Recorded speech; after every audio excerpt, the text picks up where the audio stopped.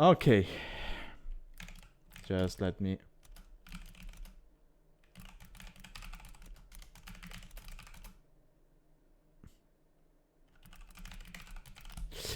Okay, we should be back. So, hello everyone. Welcome back to a new season of Alchemy League, because this is my first casting session for Season 9, as you can see from the title. Hello Tech, welcome. We do have Santa. We don't really call him Santa, we call him, well, Babbo Natale, which basically translates to Father Christmas, which is his title. But yeah, we do have that. We also have on the 6th of January, we have someone who is similar to Santa. It's Befana. Is basically this old lady who brings presents to little children, and if I'm not mistaken, the origin is that she was supposed to be traveling with the three wise men, but for some, I don't remember for which reason she didn't, and then she felt bad for that, and then she just came afterwards to bring presents to other children. Oh, Santa in Japan would just be Santa Claus.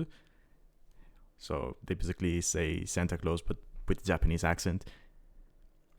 Also, fun fact about Japan, about Christmas in Japan, they have this weird tradition. Well, I'm saying weird, but it's weird from my point of view. They have this tradition of eating KFC on Christmas. Now, I don't think everyone does that, but yeah, it's a thing, eating KFC on Christmas Day. Don't ask me why. I read back in the day the reason, I just forgot. It's so funny though. But anyway, enough about traditions. Let's jump into today's casting. So, as usual, we have more than one set. We have 3 for today, actually. Now, I'm going to be showing you all the Civ drafts, because this season of the tournament is played on hyper random only. So that's what we're going to be seeing. For our first set, we have, as you can see, Mokoto against Ezio. So let's see if we can load, because I had the profiles loaded of all the players for today, but okay, here we go. So Mokoto is a player from Portugal. He's actually a newcomer to the league, if I'm not mistaken. And I think it's the second player we see in the league who is from Portugal. We had Mortis in other seasons. I don't think he signed up for this one. Mortis, if I'm not mistaken, is slightly higher in Elo. As you can see, Mokoto is around 1100. If I'm not mistaken, Mortis, I think last time I casted him in the league was about 1550, maybe 1600. Could be higher now, because I think that was about 7 months ago, something like that. I don't think Mortis played in Season 8, so I think that was from Season 7. And he's going to be playing Ezio, who has actually played in previous seasons of the league. Again, I don't think he played last season, but he definitely played Season 7, and probably the one before that. And he is back for more. Actually, maybe he did play Season 8. I'll have to check. But yeah, anyway, Ezio is not a newcomer. He's a player from Colombia. And as you can see, he has a slight elo advantage over his opponent, about 150 elo, which could end up make a difference, but at the same time, it's hyper random. So you don't know what you're going to be getting into. You do not know what the map will look like. And some players, sure, they might have a couple hundred elo more than you, but if you put them on maps they're not used to, and you are used to them, you will be able to beat them. So, let's see. Civs-wise, we have the usual 5 random bands. In this case, it was Bengalis, Portuguese, Japanese, Dravidians, and Spanish. Mokoto went on to ban gods and Turks, so he's probably scared of all-in kind of plays, or very aggressive or weird plays, which is something you can do very easily with gods. Turks, of course, you can do a castle drop with the Jennies. You have amazing Imperial Age. Well, until you run out of gold, of course. Which, by the way, they did improve their gold mining bonus. So in a hyper random situation, they might actually be better than you might expect, because that gold bonus kind of helps you with the market, right? So if you're on a map you don't really know, the market is kind of going to be your best friend, because it can help you balance out the eco. So yeah, actually I do like the Turkish ban. Ezio, on the other hand, he went on to ban Georgians and Armenians. I guess, yeah, I'm guessing he thought the mule card gives you too much of an adaptability bonus, which, well, is great on hyper random. So I like those bans as well. Now Mokoto, his first pick was Tatars. He got Romans, which got sniped by Ezio, Huns, Vietnamese, and Wei. I really like Vietnamese and Huns. I think they can be very strong on hyper random situations. Huns, very adaptable due to their lack of need for houses. If you get a normal star map, you will get the horse, so you can scatter around and see what the map looks like. Amazing Civ. And Vietnamese, you have knowledge of where your opponent is going to be, so that's good as well. Ezio, he picked Magyars, got the Mongol snipe. Of course, Mongols tend to be very strong on mega random, and I'm guessing on hyper random as well. Got Persians, Ethiopians, and Britons. I like Persians, kind of a similar argument to Huns. They're very adaptable with their eco, so like those. Britons can be a good choice as well, because many, I guess it's more so on mega random than it is on hyper random, but there tend to be a lot of maps where you spawn with tons of sheep, right? So Britons could be very nice on that. Hey Griffiths, welcome. So that's the draft. Let's jump into Capturate and take a look at the first game. Is it showing on stream? Yes, it is. And here we are. Are we dropping frames? No. Perfect. Okay, so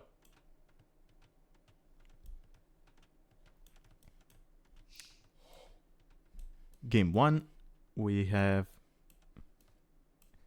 a generation which looks like a C, maybe a G. Let's look at the resources. Berry bushes, 140. Oh, they started with a hero. Jacqueline of Hainaut. Okay, not going to try and pronounce that. I haven't spoken French in too long. But yeah, we have boars with more food in them. 482. I saw an elephant here. Yeah, and the elephant has only 283, so kind of balances out, right? It's like getting two normal boars. Actually, maybe a little bit more. But there's only one elephant. Oh no, never mind. They both get one. So one elephant, one boar. No extra sheep. And neither of them went for... Oh, actually, sorry. I forgot to change. Play L2. It's not this.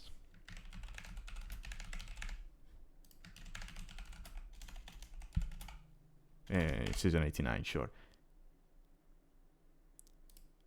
Yeah, who's Ezio and who's... Wait, who had Persians? I'm sorry about this. Okay, Ezio is red.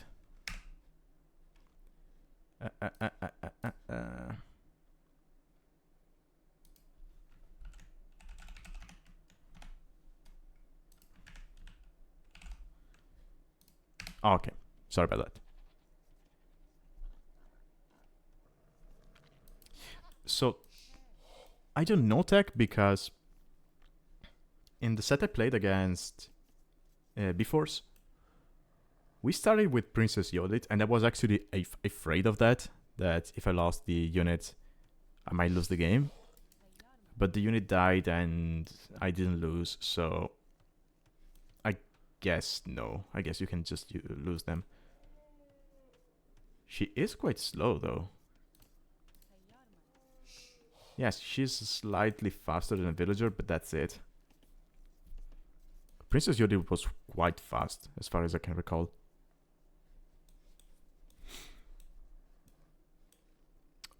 Okay, so both players seem to be in this kind of clearing. Mokoto is taking in the elephant. He's going to be finding more sheep, which is nice, especially with the satyrs. Oh, did I hear? Yeah, villager died to the elephant. And if they scout, might be able to find out you have these extra clearings with extra stone, extra gold, some berries on both sides. Actually, how much gold is on that? Okay, 536. Oh, 1394. 1200. So you. Oh, okay, that's a lot of stone. So if you look at the resources you have around your base, you actually have more gold and stone than usual. Wow, a lot more. Whereas on the outside, oh, this is some unfortunate stone placement for Ezio. Yeah, the ones on the outside are not as good. This is basically standard gold. That's a question mark, isn't it? Also, what's the line of sight on those heroes? That's important. Okay. That's what? 6 tiles. Is it going to be enough? Yeah. Should be enough to see there's something on the other side of the trees.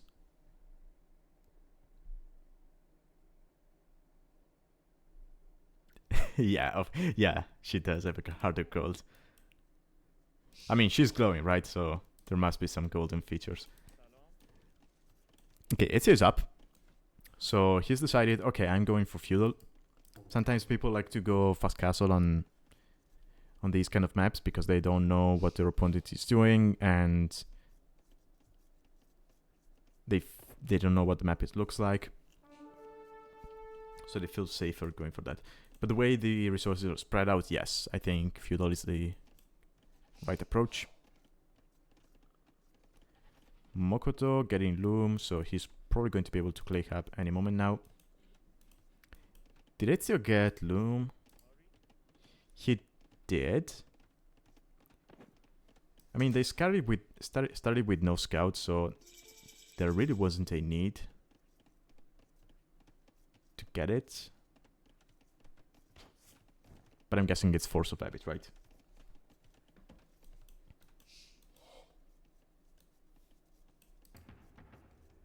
Okay, barracks coming up for Mokoto. He is on gold.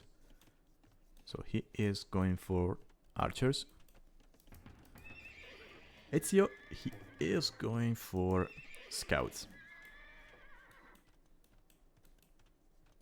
Now, timings aside, I do prefer Mokoto's choice because the fact that you start with no scouts actually makes an archer opening stronger because there's one less scout you have to worry about at the start.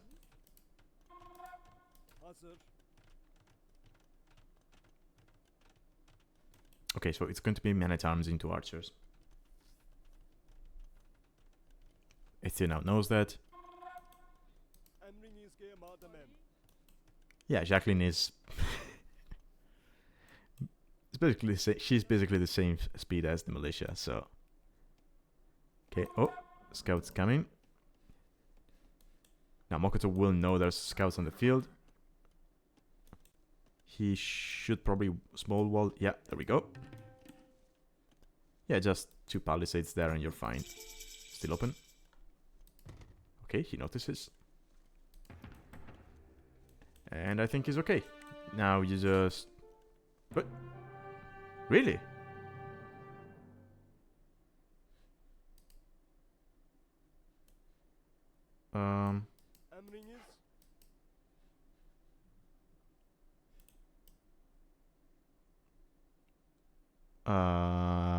Sure.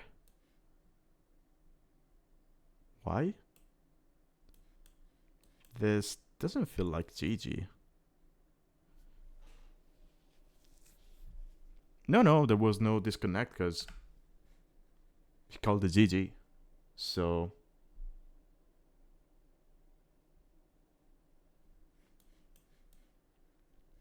I don't know. He probably thought he was more behind than he actually was, but I mean, this is fine, right? It's only scouts, just make a couple of spears. I mean, sure, he doesn't have the wood for an archery range yet, but with these resources, you can just get a spear out to take care of the scouts, you send your militia forward, you get men-at-arms, and you start harassing your opponent. Ezio did have a nice eco setup already.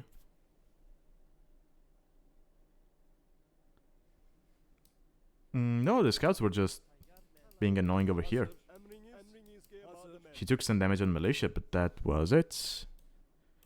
I don't know. But yeah, Ezio takes game 1. So let's go load up game 2, I guess.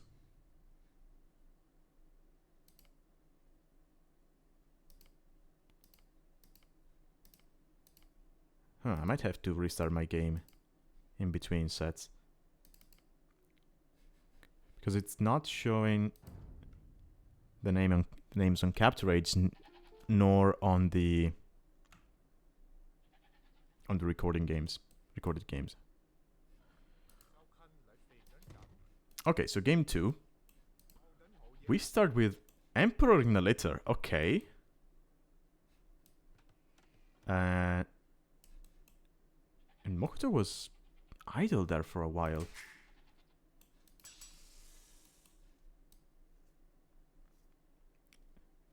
Ooh, holy mother of oysters. That's 29k gold. Also, why are the oysters...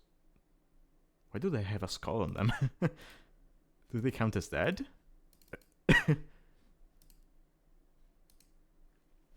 Okay, that's 421. If I'm not mistaken, how much gold do oysters have on in the base game?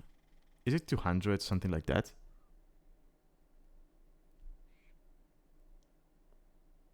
Hey Rhaegar, welcome. yeah, Tech. That's what I was thinking about. Litter, like in a cat one. I didn't know these things were called litter in English.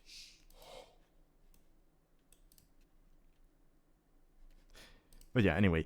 Also, Tech, I think the reason you recognize Griffith's name is because he is our clan leader, so maybe either me or Loredek mentioned him a couple of times. So maybe that's why. But yeah, what's the line of sight? That's not a lot. And the river's lower than Jacqueline from game 1 was. But this is a nice map. This is a nice generation. You got lakes on both sides with plenty of resources and dams, which, you know, gives you reasons to fight for them. Tons of deer. Just 2 boars with less food. Oh no, actually, you have more food. Oh, because it's a javelina, not a... Ah, they both are. Okay. Ibexes. 15 more food than usual. Wait. Is this a... Okay, is this a hyper-random thing? Or do Ibexes regenerate to begin with and I didn't know that? Because this should be, what, 1 HP per minute? Something like that?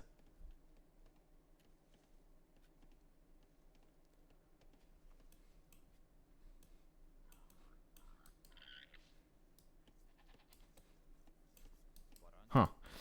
Anyway, Sibs, we have Vietnamese for Mokoto, so he knows where his opponent is.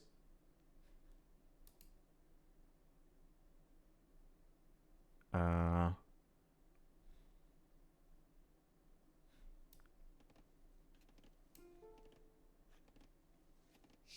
you can take control of that? Oh.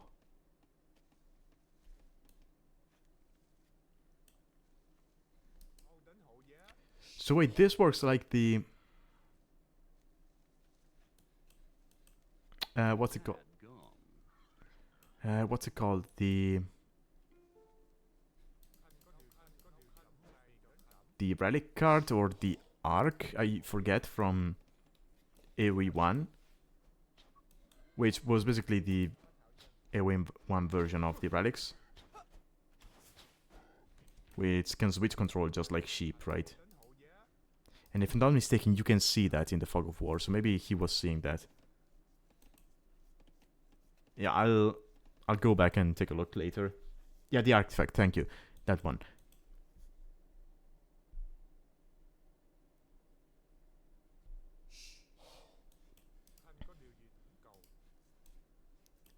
Okay, this is interesting. This is an interesting take. So you can basically take control of your opponent's scout. Also, I'm guessing these things do not... Yeah, I don't think you can push tiers with this. Yeah, and he's confused because he lost... Yeah, he lost his Emperor. And he thinks Mokoto killed it, but in reality, he just took control of it. And Mokoto...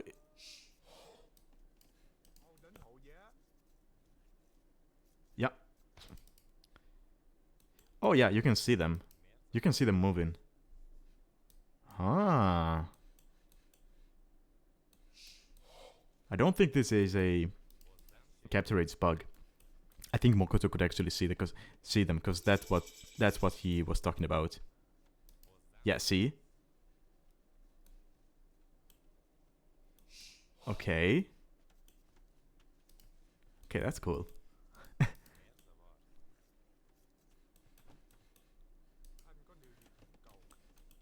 So there's chickens over here. Mokoto's up to Feudal Age. Ezio, once again, is going for scouts. Of course, he is Magyar, so that's kind of expected.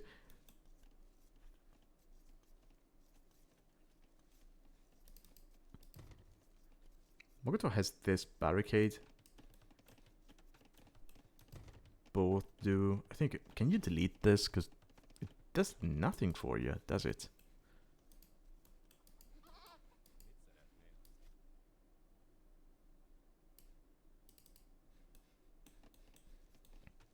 Also, I still don't know whether you can take control of sheep with that thing. Because Mokoto did not go up here. Didn't scout that.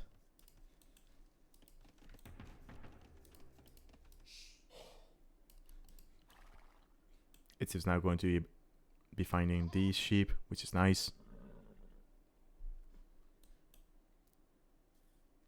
Mokoto not taking the ibexes. He is walking around with the Emperor. Okay, no, that's not open. Okay, now he's opening spears because he knows there are scouts in the field. Okay. Walls just in time, stone wall even. And the scouts get on gold. That's going to be one Deadville. Delete the house. Okay, just one Ville dead. Is Ezio? Yeah, Ezio answers by going for an archer range. So he's going to be able to add probably skirmishers because he's not on gold. He's getting the armor upgrade.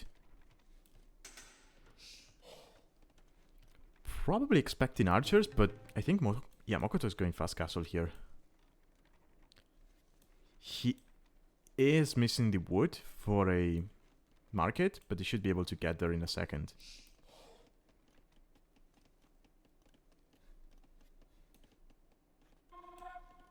right?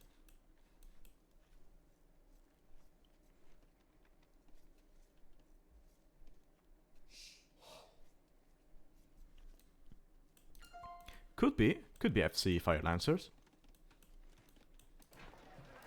He's not on stone, so this is not FC Ratans, which I don't think is viable to be. Actually. Yeah, why are people not doing FC Ratans?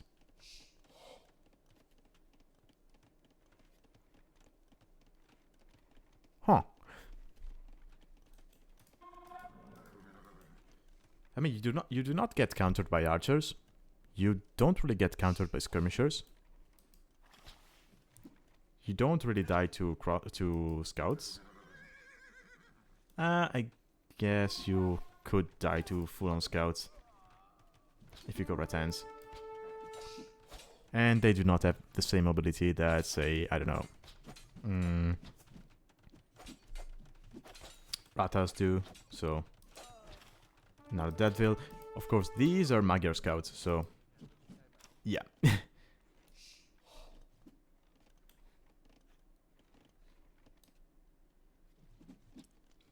I'm a little bit sad that neither player went for the water.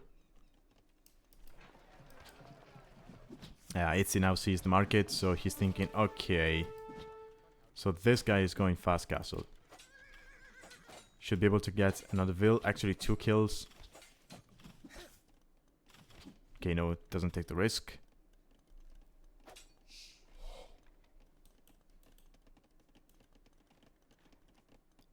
And I mean, Mokoto here,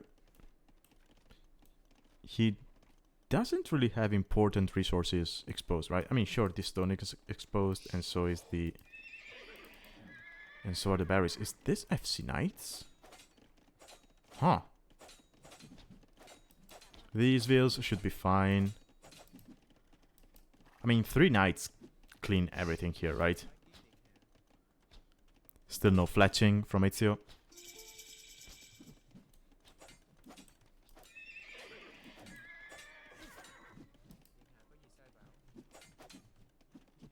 Because of course he knew... I mean, that's a good call, right? He saw the market and thought to himself, okay, he's going fast castle, I cannot stay too long in feudal, so let's not even do fletching, because I'm not fighting anything at the moment, so I don't really need it. And let's just go up to castle. Yeah, I mean, 2 knights... I mean, 1 knight is going to clean the ranged units. Yeah, 2 knights kill everything here.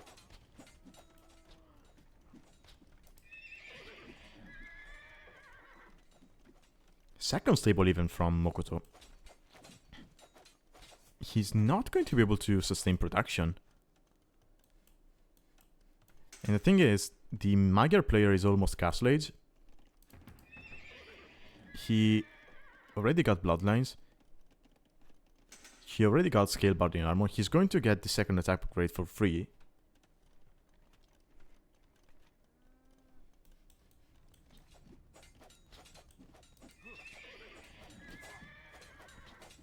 Mokoto? Yeah, sure, Mokoto will have the numbers. He made 2 stables, but he's producing from just 1. Just send units. Right? It's... Yeah, there was a hole. The woodline is going to die. Yeah. And Mokoto calls the GG. So Ezio takes the set 2-0. I think he waited too long for the knight. I mean, it was a mistake to not have wall behind that, but yeah. He waited too long. But I mean, Ezio is in castle. He's going to have knights with full upgrades. Mokoto doesn't have a single one. He's going to have the number advantage, but Ezio's eco is better, so he's going to be able to actually sustain 2 stable production. Mokoto will not be able to do that, so Ezio will quite easily catch up in numbers. Okay, so that was our first set.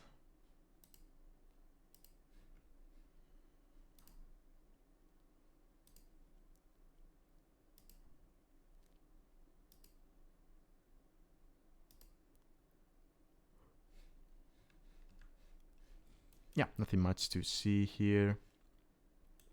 Again, I'm a little sad nobody used this. I mean, this map was quite... should have been quite easy to wall. Oh, actually... yeah, I cannot tell whether this green part is, you know, is shallows or if it's just water with a different color. I think it's just water with a different color, but if it is shallows, then it means that you cannot wall to the shoreline, right? But I think it is not. Let me check in game. Yeah. Even in game, it doesn't show as shallows. Okay, let's go back to draft. I will restart my game in the meantime.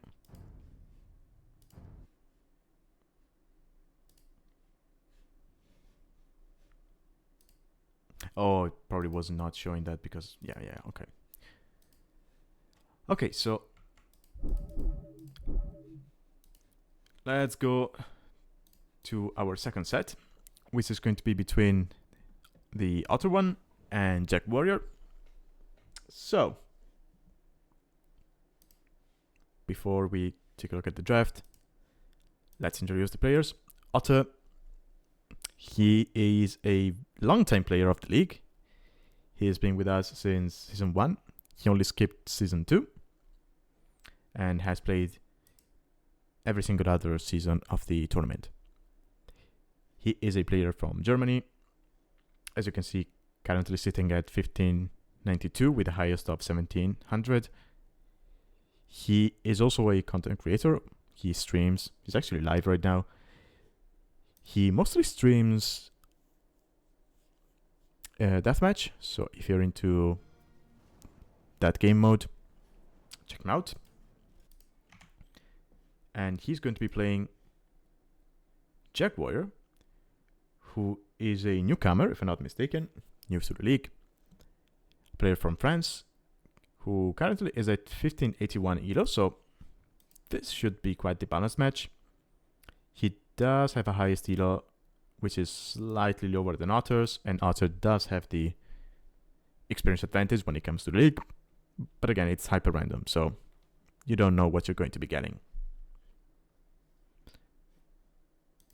So, as usual, we have 5 random bans: Vikings, humans, Vietnamese, Magyars, and Britons. Otter went on to ban Hindustanis and Byzantines, both very good choices in my opinion. Whereas JagWarrior was banned Portuguese and Ethiopians. Now, because of that, Otter was left with Mongols, which was not sniped, to my surprise. Also, little spoiler, if you ever play Otter in the league, don't leave Mongols. He is going to be picking them. And Italian was sniped. And then he got Armenians, Georgians, and Saracens. Yeah, Saracens is another civ that he tends to pick a lot in the league, from what I've seen.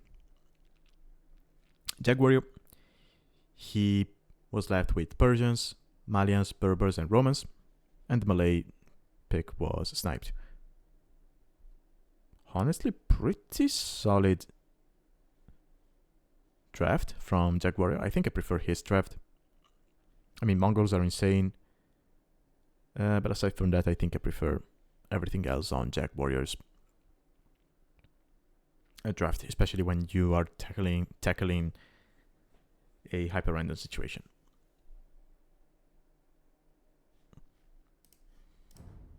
Okay. Let me load up the games.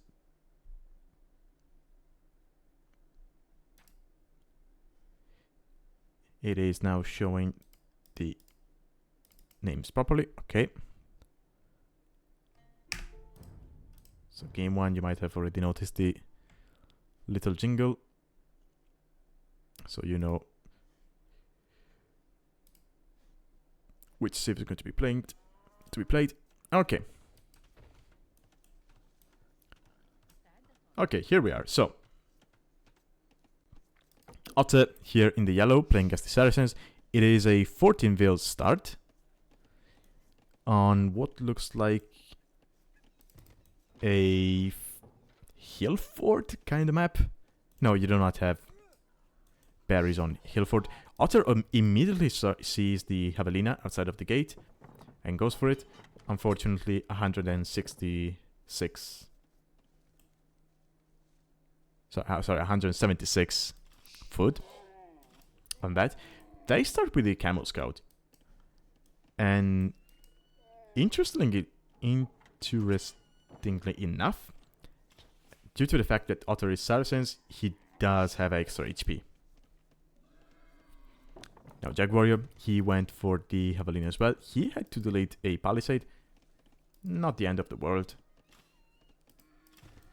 They spawned with normal palisades, not fortified ones.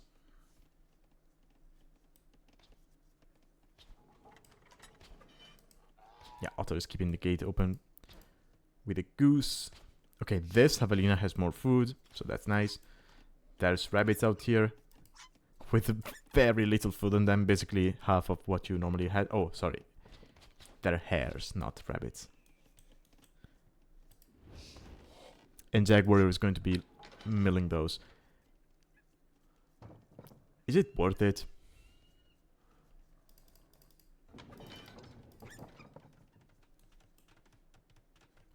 $152.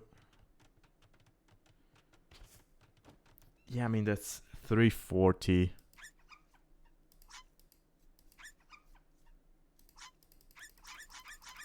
Sorry, I love clicking on those things. I love the squeaky sound they make.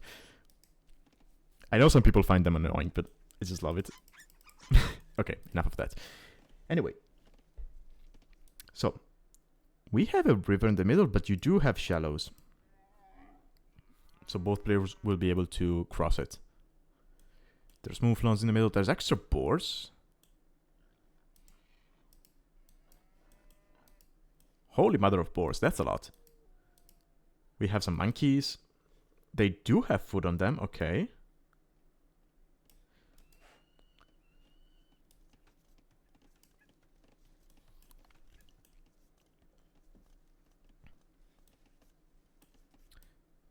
But I don't think we're going to be seeing water play. Well, actually, if Otter knew about this, he will be able to transport into his opponent's base. Right? Yeah, Otter could probably dock here, make a transport, and go all the way around. Because I think you can... Yeah, you can sail on that. You can sail on that. You can sail on that. You can sail on that. I think you can get through here. And if you can, you just go like this. Because you can sail on those. Oh, but Otter gets trapped. And he's going to lose this scout war. Because JagWarrior was in feudal faster and... Well, this camel scout gains 3 attack. The moment you get to castle to feudal age, sorry. I also think the attack bonus... No, the attack bonus doesn't change. That's only for Gujaras. Oh, yeah, got foxes as well. Now, the real question is it going to become a normal camel the moment he gets to castle age? I guess it should. But then again, I do not know what to expect anymore.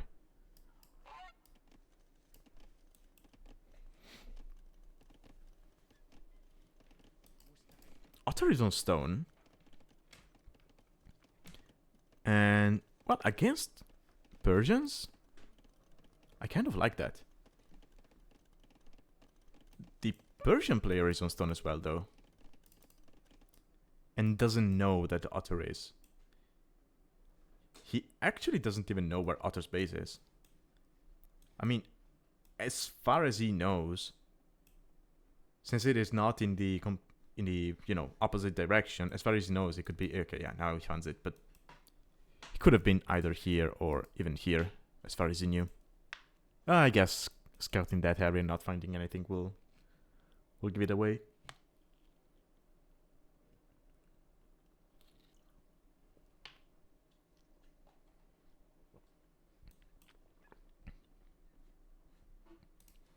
moment of truth. This should turn into a camel rider. Yeah, there we go. Ooh, Otter is coming with Vills.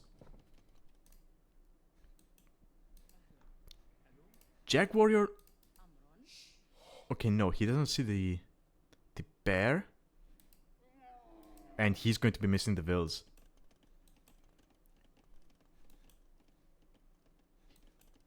He's going to get a castle on his face. And if Otter castles here, he denies a stone, he secures a gold.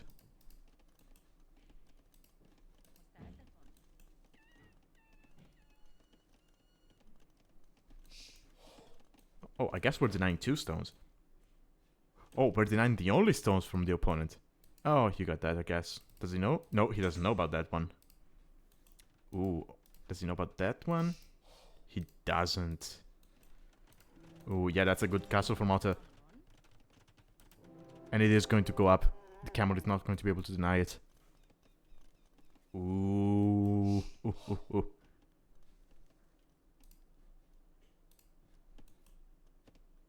Now, Otzaziko is not the best behind this, but he's Saracens, right? He could just slap, I don't know, 10 bills on gold and be okay, and be done with it. Okay, he's going for stone. So he's probably going to be selling stone and buy everything else instead. Making Mamelukes. Ooh, it's a shame he doesn't know about this.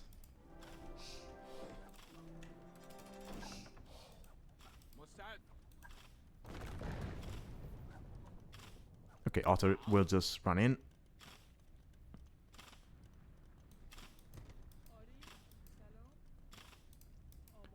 Kill a couple of villagers. There is Lumin for JagWarrior, so... Oh! Oh! Get her! Good.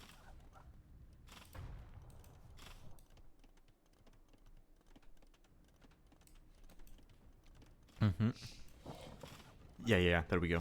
Otter is selling stone. And basically buying stuff to balance his eco. I'm not a fan of that. I'd rather keep the stone to just drop a second castle on your opponent's face. Because while it's true that JagWarrior migrated to this side, he still has 20 vills over here. Yeah, and if you're not careful, Otter will just run underneath your TC and snipe them.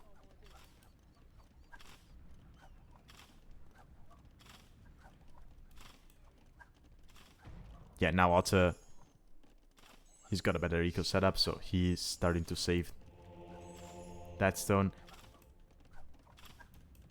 Getting monastery, he's probably going to go for monks to heal these 2 units.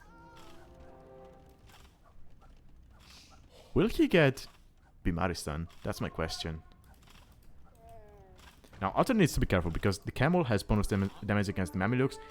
The Mamelukes have no bonus damage against the camel. So this Mameluke will die. That one died to the TC fire. There's monks on the field. Okay. JagWarrior is holding. He's going to get a TC over here to secure that gold.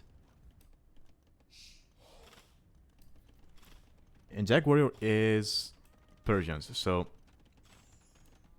he's going to have a decent eco behind this. Now, Otter...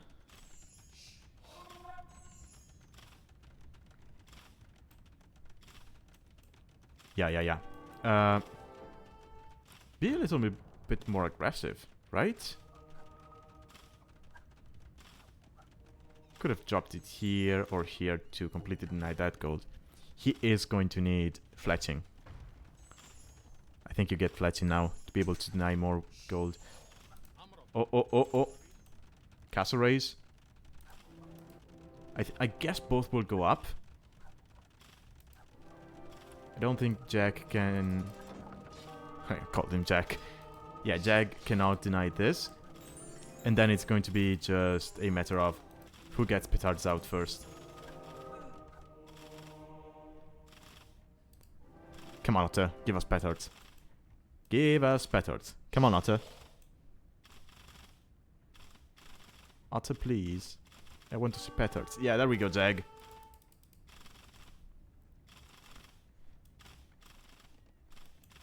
Yeah, he knows.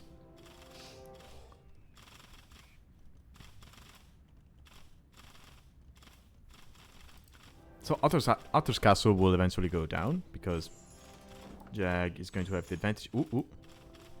Okay, Otter should have seen that petal, right? Otter is thinking about the Imperial. Yeah, he wants to go Imperial.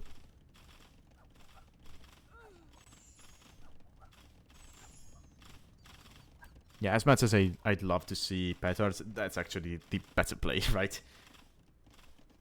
Jag cannot afford petards.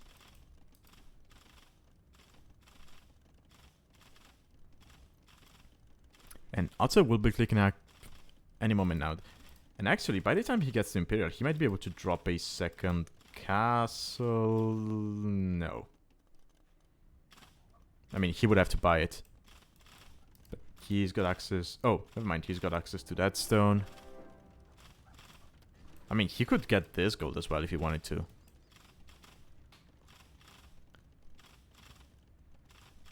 Or this. I mean, Otter clicked up to Imperial. His eco is kind of stretched, but at least it's working, right? Whereas Jag's... It's not really working. He's got some people on wood. Otter, please, get fletching. With fletching and botking, you deny this. And Jag would have to go this side.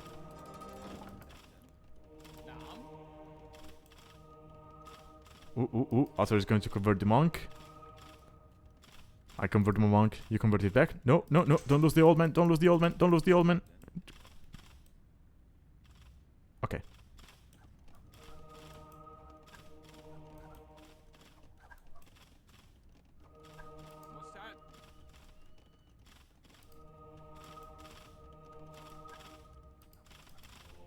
Okay, Otter is going to go full monks here, I guess. Monks and Trebs. Tech's favorite. Now imagine if it was with Byzantines instead of Saracens. Oof.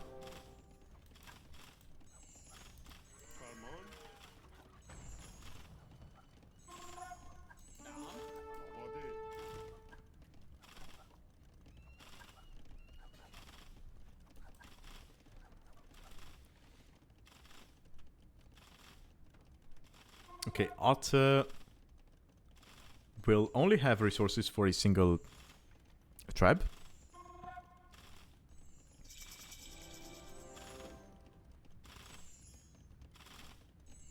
There we go. Should be able to... Oh, wait. Yeah, he can queue the tribe. He could make another one now. Oh, I guess he queued the tribe into this castle, but he wanted... Yeah, he wanted it to be in this one. So that it doesn't accidentally shot at by the castle. By the opponent's castle, that is. No redemption, so he's not going to be able to steal buildings. Which is a shame, because stealing these... Yeah, stealing that stable would be nice. So this is the MTC. Luckily for Jag, Otter is going to go for the castle, as he should. Because you take down the castle, you take away any chance for tribes from your opponent, and so your own castles will stay up. But yeah, imagine if Otter went for this DC instead.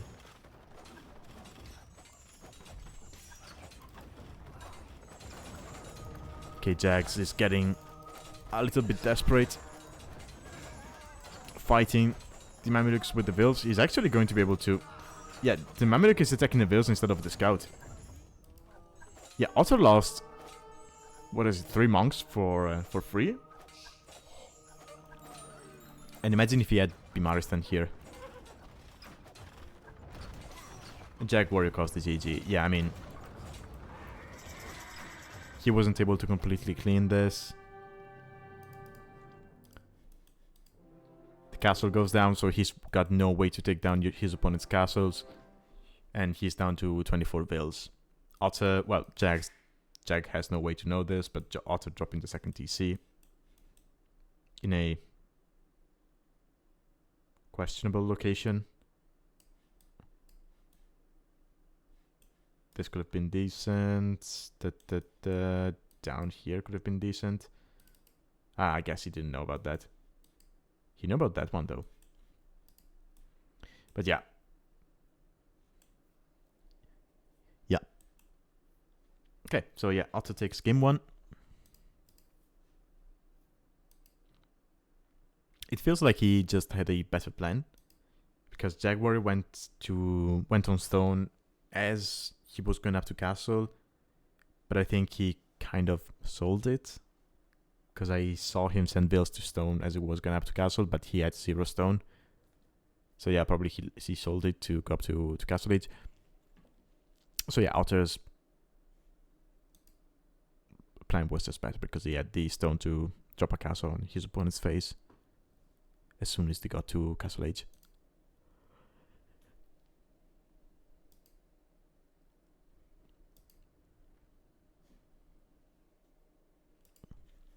Okay, so let me load up game 2,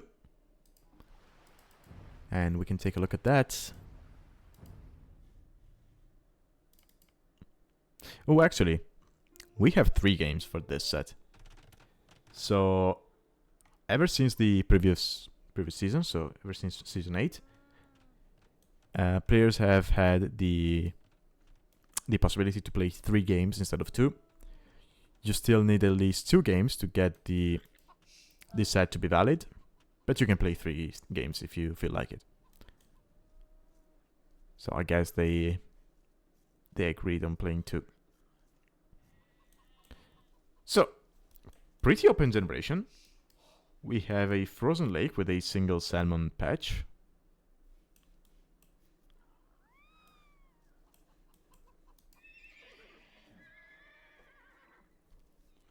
Both players starting with a stable. Otter playing as the Mongols. Is there much hunt on this? Not really. We got penguins though. And chickens, I guess. Oh, with extra food. So these are plump chickens, okay. His opponent is playing as Berbers.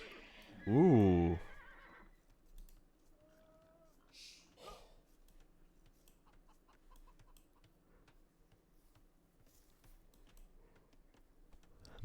Now, JagWarrior kind of lucked out on this, because of course you don't know what the map generation is going to be like, and you do not know what your opponent is going to be picking, right? So he got lucky that the game he chose to play Berbers was the one Otter opted for Mongols, because, well, Camel Archers are one of the few things that can counter Mangudai. Now, I wouldn't say that because of that, Berbers are a counter to Mongols, because I still think the Mongol Death Ball is still a problem for the Berbers. Because sure, Berbers can go for the Camel Archers, which are going to be countering the Mangudai, but then the Camel Archers will die to the drill onagers from the Mongols, if they can get there. Of course, Berbers could add bomber cannons, but it's still not easy to micro bomber cannons against drill siege onagers. Or rams. Especially the rams. Because they can just run up to the bomber cannon and kill them, and they act as a mid shield for the Mangudai.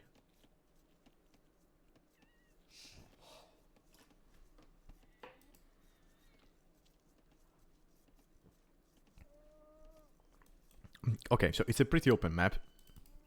Both players should have already realized it. Otter went quite forward to wall with those houses.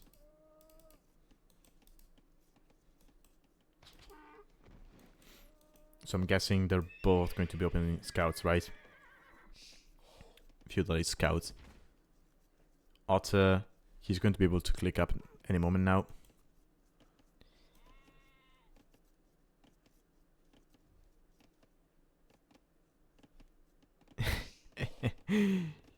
He doesn't have the building, does he? Nope, that's a problem, Otter. You already have a mill. You need a lumber camp.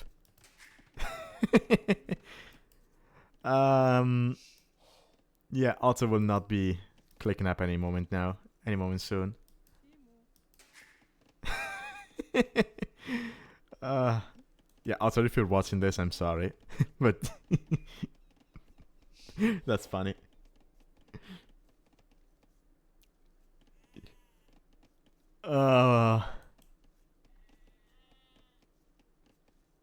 Yeah, he will click up even later than his opponent.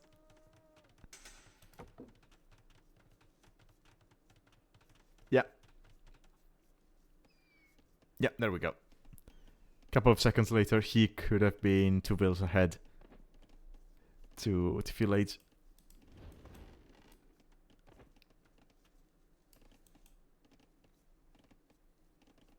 Yeah, I guess he thought the stable would count as a building, but no, it doesn't. Because it's a feudal age building in the sense that it's made in feudal. It doesn't count towards, you know, toward as a building to unlock feudal age.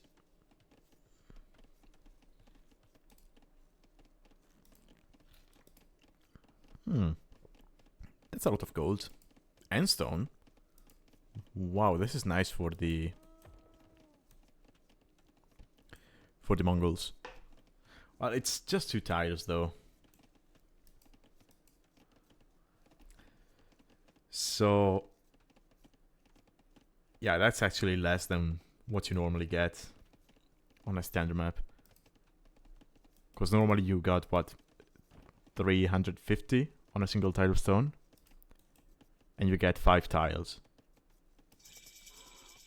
5 tiles for your main stone and 4 tiles for your secondary stone, so... Even the 4 tiles thing is still more than this.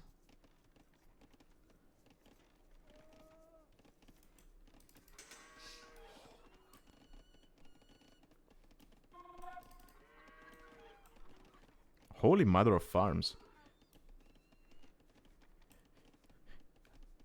I mean, you already have the stable, so you save... Yeah, from your build, you save a total of 350 wood from your stable and your barracks. So, yeah, I like this. And he already got horse color. He doesn't have double B-Dex, though. And he didn't have enough food to sustain Vil and scout production. So Otter doesn't have as many farms now, but he's going to be ahead in scout numbers. He's going to be walled. He does have double B-Dex.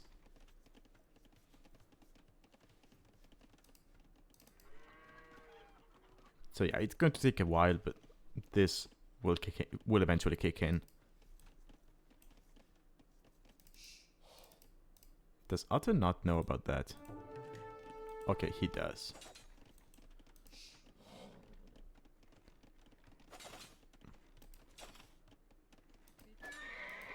Okay. Ooh, yeah, this hurts more. Yeah, get the woman. Yeah, Jag says, oh, you're trapped in here with me, but yeah, Otter kills a total of 3 bills now. And he can just run around and be annoying. Okay, there's a spear.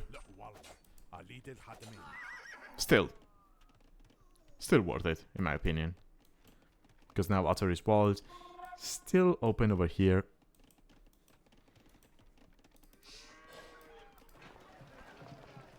Adding a market? Okay.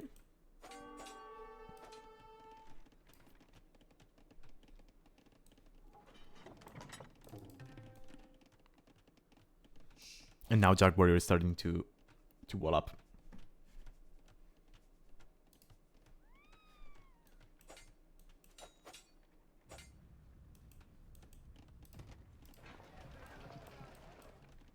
Okay, Otter is going to be... Yeah, it's going to be fine. And he can just stop producing now. Yeah, he stopped. He's going to focus on his eco. 13 farms.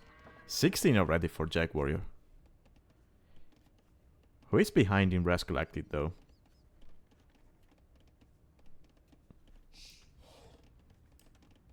Mm-hmm.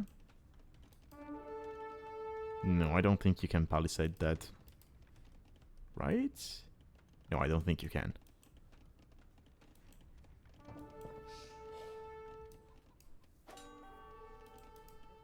No, don't kill the mule. Does it count toward population? Actually? It does! Okay. So that's actually nice.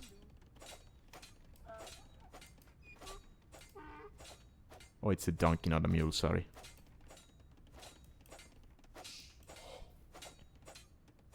Okay, Otter.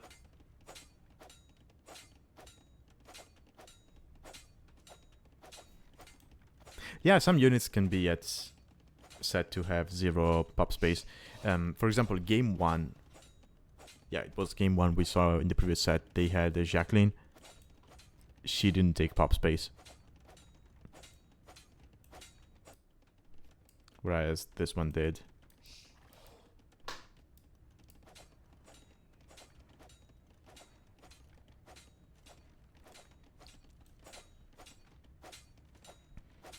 Okay, Otter should be able to get up faster than his opponent. But JagWarrior's eco will just fly here because he got Wheelbarrow. It's 20 farms for Otter. Actually 18 for JagWarrior. Now the problem with JagWarrior is that he's going to only now 2 gold. He does have a market, but Otter has already sold the stone, so he's not going to be able to get as much gold from it. And he's playing completely open. Otter is up. He could just add a second stable behind this. Open step lancers. And just kill his opponent, basically.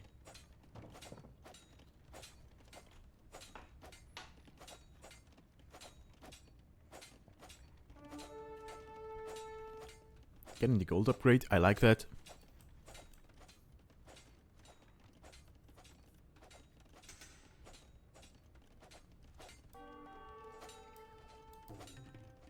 Mm-hmm.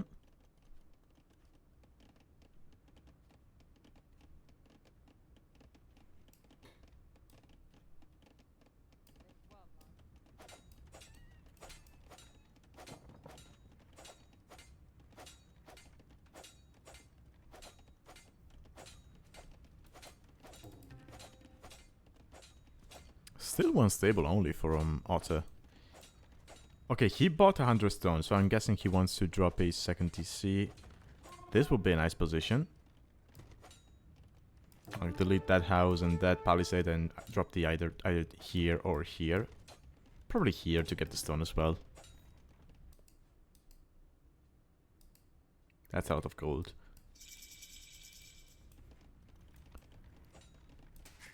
There?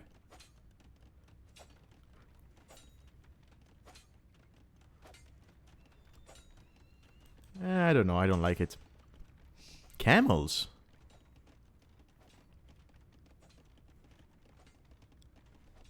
Ah. Still 1 stable from JagWarrior as well. I think you can open... I think you can open Step Lancers. Yeah. I think you open Step Lancers and you mix in camels.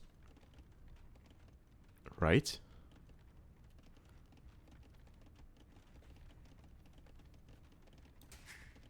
And I think you definitely needed a second stable.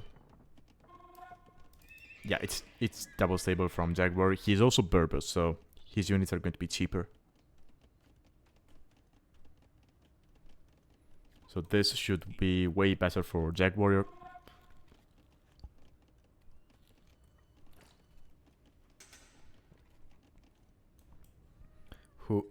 is behind in bills, but should be able to take the army advantage.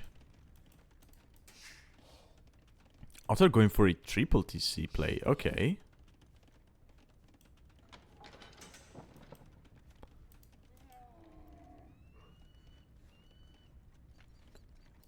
Yeah, Jag is going to focus more on military. Second TC, he is ahead in techs for his military. Otter already has the second ward upgrade. Jag doesn't. And yeah, and Otter is just going to mix in some monks to eventually convert either the knights or, well, as far as he knows, the camels. Sorry. Got some hiccups there.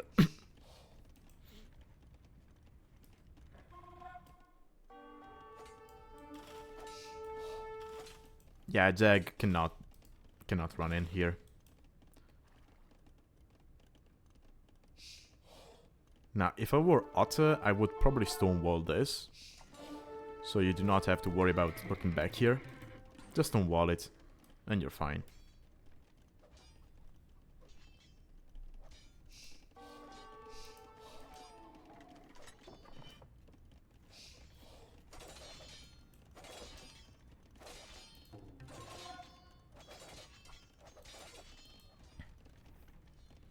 Now, Otter is going to have the eco advantage, but he's giving up map control, and there's tons of resources on this map, especially gold.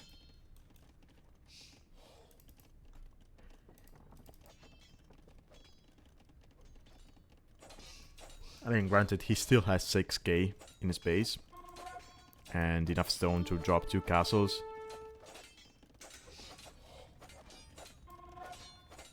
But yeah.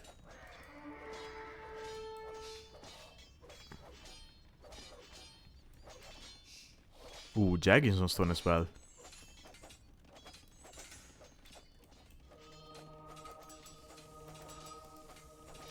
That's not walled.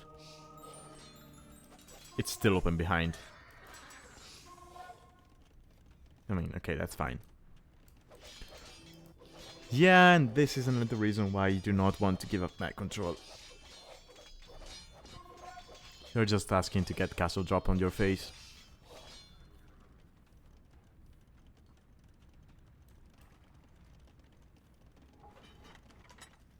Okay, hold on. Jag only sent 2... Oh, who's that? Oh, hey Otter. Thank you for the raid. You came in just in time. We are watching you get castle dropped. You should be able to deny this, right? There's 2 monks. There's camels. There's more camels for Otter than there are for JagWarrior. The old man will die to the mangonel, but that's fine because the castle gets denied and Otter is fine.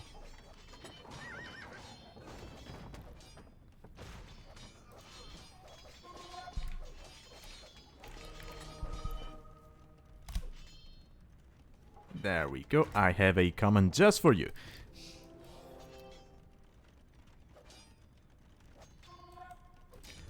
Okay, so Otter went for the eco approach.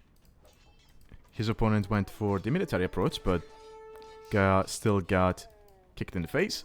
So now JagWarrior is behind in both in military and economy. Now Otter still has less military upgrades, but yeah, he's just going to wall up this castle just to get rid of the possibility of his opponent rushing forward with 20 bills and getting it up. Of course, he will have to worry about this siege workshop, but if he just keeps making camels, he should be fine. He's going to make a siege of his own.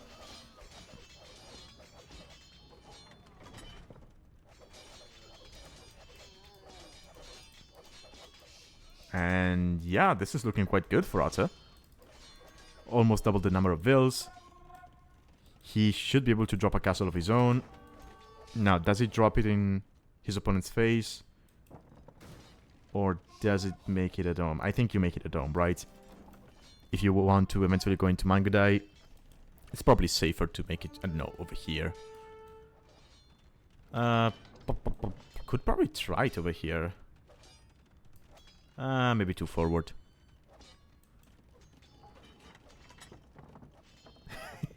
Yeah, you sure can boom. 40C even. Amazing. Oh, okay, okay. We're going for the in-your-face castle. Okay. Let's see. I mean, we have more camos than our opponent, so this could work. Now we basically have the same upgrades. Mangonel coming forward, couple of monks. There's a couple of monks in queue for JagWarrior, but still, they're in queue. They're not out. And he's going away.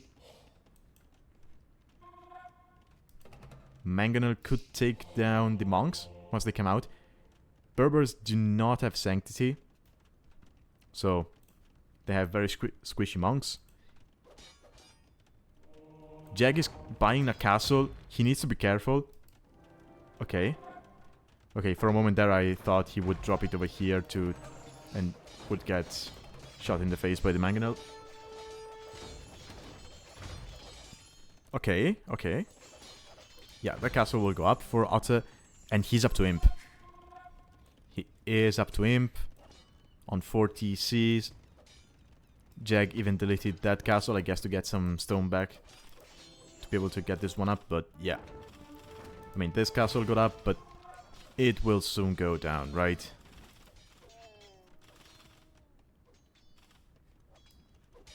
And Otter now can just come forward and take every single resource on the map. Do we have Mangodai? No, we do not have Mangodai in queue. I'm guessing he saw his opponent's castle and he's thinking, okay, no, I'm not going into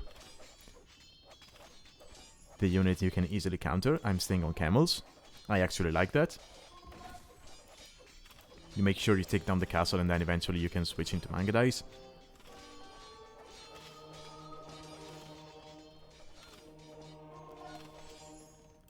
Also, Otter is going to need the castle production for Mangodais, so...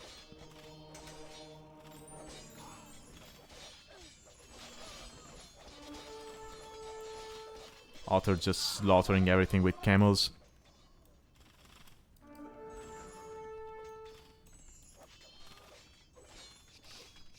Getting fletching.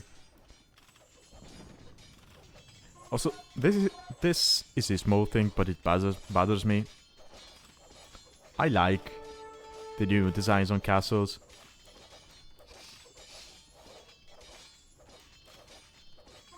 But it feels like the proportions are weird, right? Now that I see the Mongol castle and the Berber castle side to side, I mean, is it just me, or are the doors, the windows, and everything? I don't know.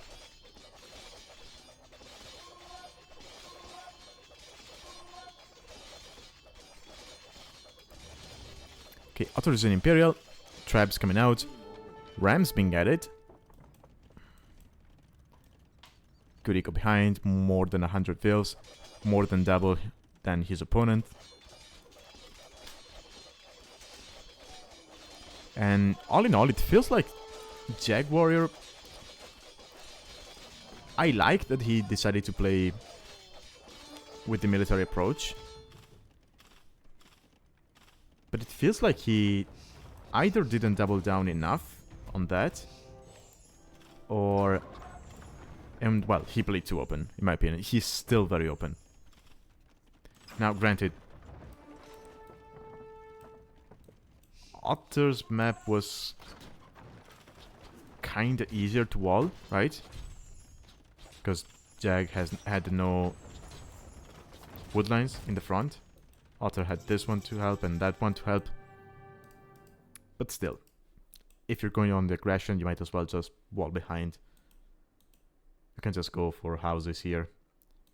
You're taking the initiative anyway, so... Oh, the your friend in arcades, you mean with the lack of second building and how you went for a second mill and realized, oh wait, no, I already have a mill, I need a lumberjack. Yeah, we saw that. Don't worry. Yeah, that was unfortunate, but it was fun. I love to see that. Oh, he did.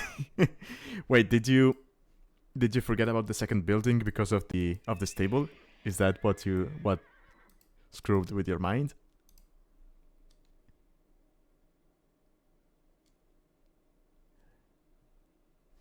Oh, he thought the mule cart. But the mule cart.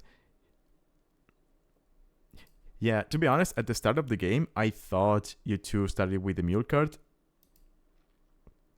But then I saw it showed up here. And so, yeah, it wasn't mule cart because they do not show up here because they do not take up pop space.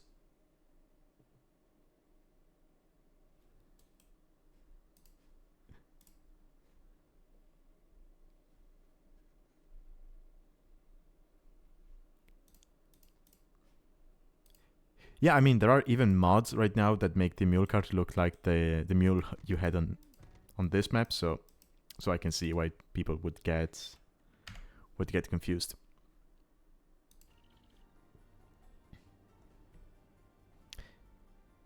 Okay, so that was game 2, and as I was saying, they actually played 3 games, so we get a third one.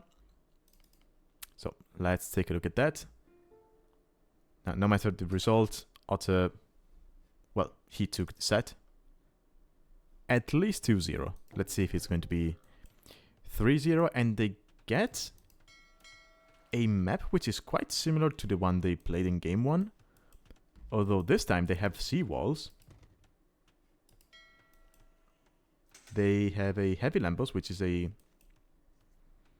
naval unit from the Chronicles of Greece DLC.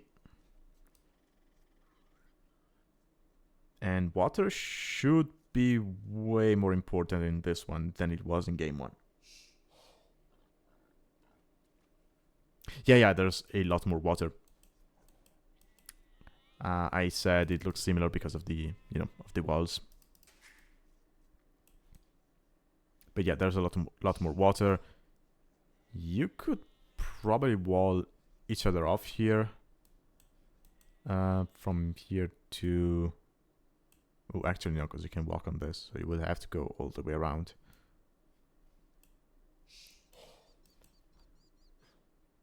Wait, that might actually be buildable. Is it? Could be. But yeah, I think we're going to be seeing docks this time. Oh, just walkable, okay. Yeah, sometimes on captures I cannot tell. Let me check in game, because real quick.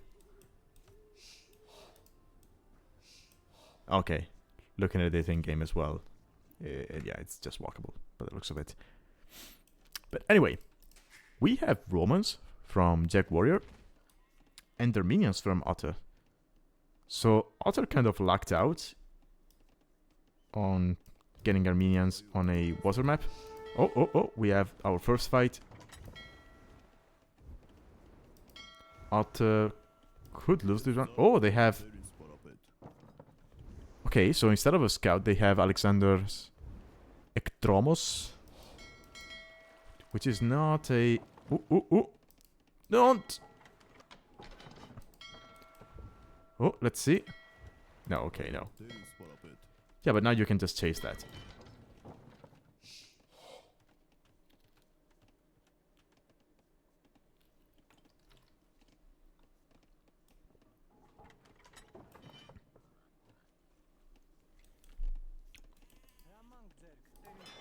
Yeah, there's the dock. Nice position.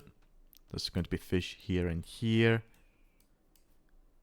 I mean, this position would be ideal, but I don't think either of them sees that, right? Yeah, I mean, now Otter will know, but as far as he knew, by this point, there could have been more land over here.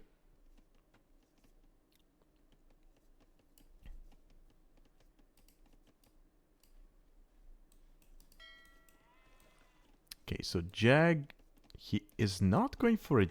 Oh no, never mind. There it is. That's a nice position as well.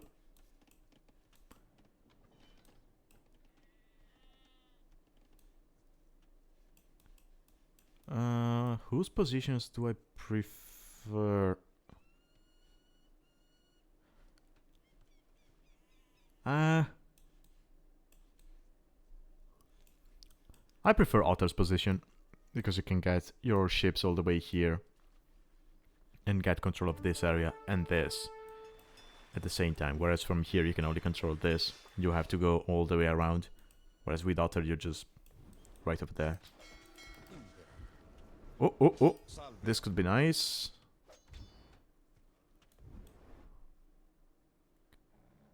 Get him! Okay, Otter needs to be careful. Do not lose the Lambos. Okay, just run. You run all the way back to your dock, you repair, and you're fine. Oh, oh, he could take down the fishing ship.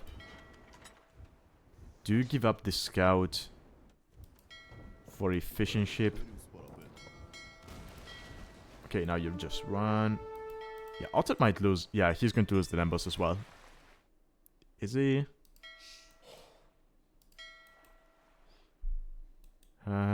Yeah, if Jag goes this way, yeah. Whoop! There we go.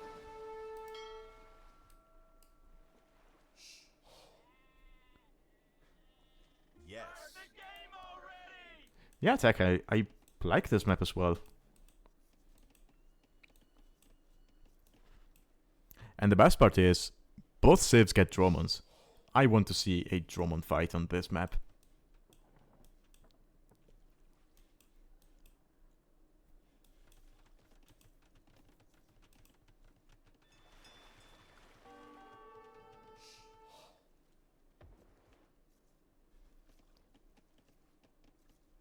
So...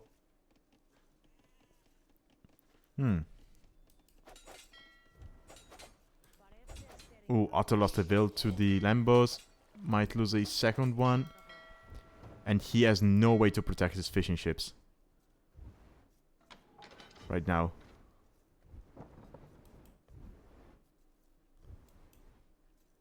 And that's why losing his initial Lambos was so huge here.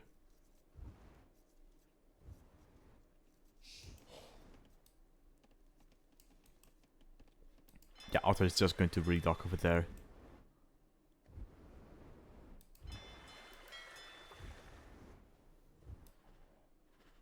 Now, Jag is up to Feudal Age. Otter is not. So I'm guessing Otter is thinking about Fast Castle here. Actually, Otter is idling a lot. What's going on? Ooh, no.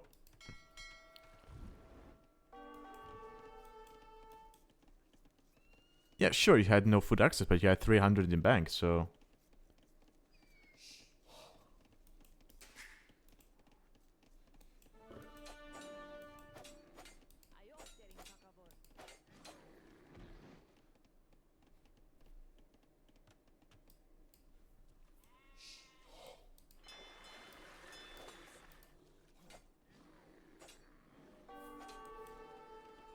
Okay, Jag hits Feudal Age. And what is it going to be? No galleys from him. Okay. Auto click up to Feudal. I don't think he's going to be able to turn this into a fast castle. Luckily for him, the Lambos is focusing on this dock instead of coming back to kill his fish.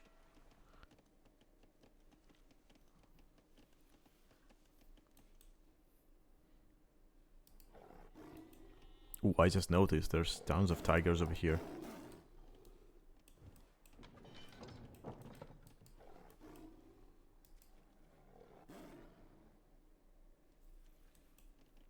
Okay, JagWarrior should be able to click up to castle. Ooh. This is not good for Otter because Jag is going to be able to click up to castle, I think even before Otter gets to Feudal Age. There we go.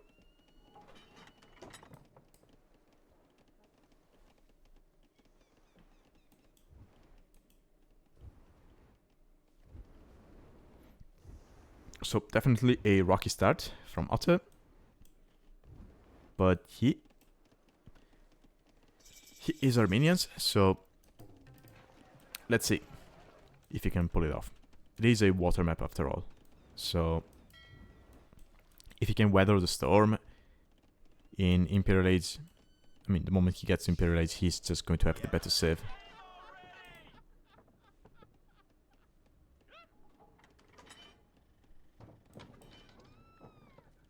Behind him poses, what?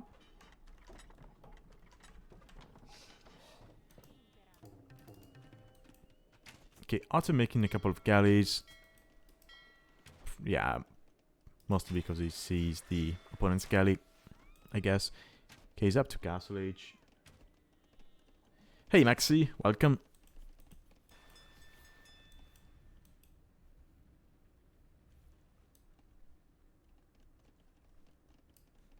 That's not walkable, no.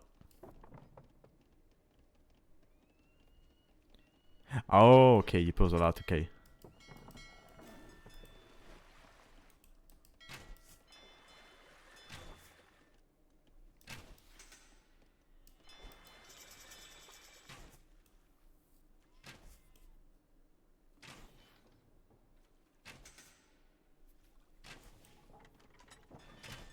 Okay, it's 3 galleys on the on the water for Otter, 5 for JagWarrior. I mean, these are Armenian galleys, but these are Roman galleys. So, unknown type 60. What? Huh. Actually, how does the Lambos work? So it does have ship armor. Actually, 9 of it. Wait. Oh yeah, it denies the entire bonus damage from a galley. That's insane, actually.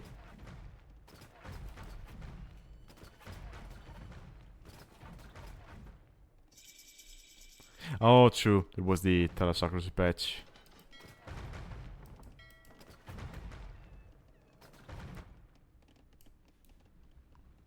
Okay, so Otter is just fishing away over here, which is nice.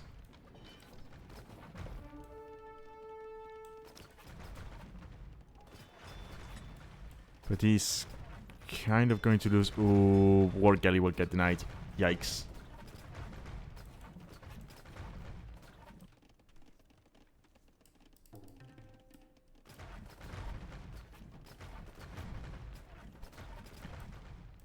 And he doesn't notice that. He could have more vills. So now he doesn't have the food for War Galley. He can get he's getting Botkin, which is something. But he's behind in builds. Not only that, but it's Roman builds, so they work 5% faster on everything.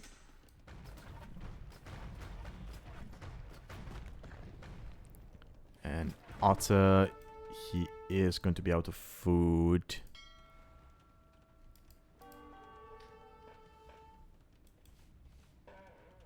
Why are the fishing ships taking that? Huh. That's weird.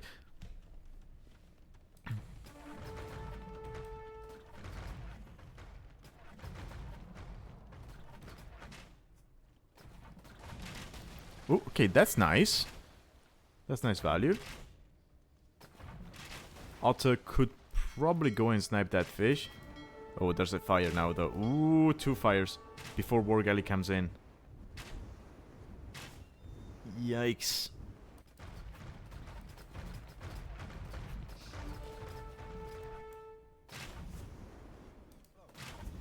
Oh, gets a bill.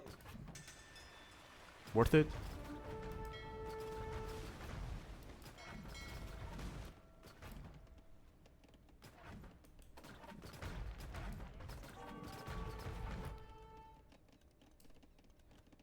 Okay, JagWarrior is on stone. He's getting university, probably to get ballistics.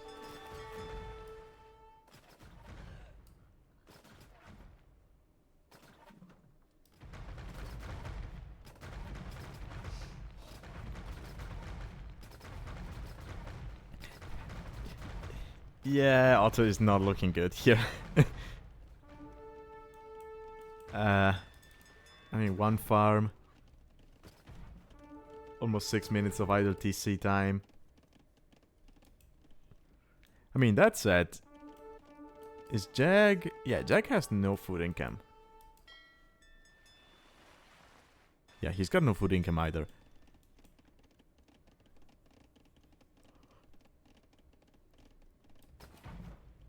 So he's... Yeah, he's going to be idling his tea as well in a moment. But this is an issue. This basically denies every...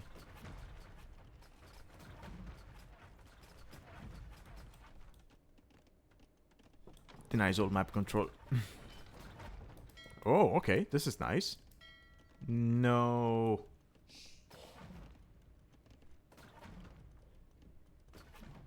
Oh, you mean the stream? Let's see.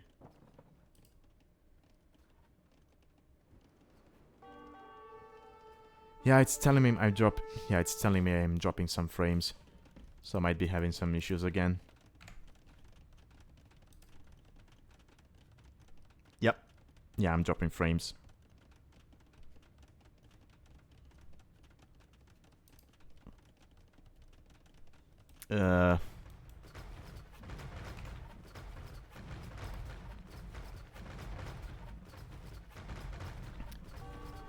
Hang on a second.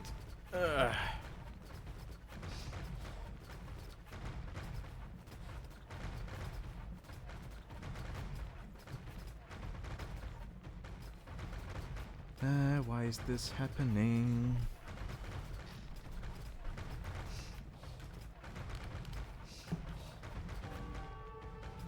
Okay, I'm no longer dropping frames. Should be good now. Yeah, no longer dropping frames.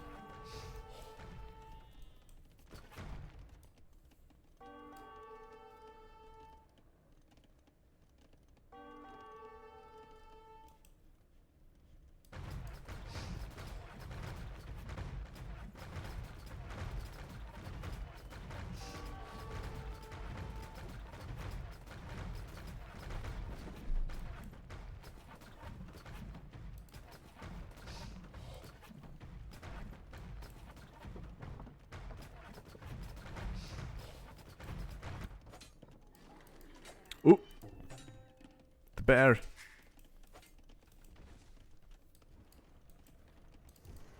Okay, you know what? Otter Zico is now looking... kind of better than his opponent. Sure, he's behind by 8 fields, but...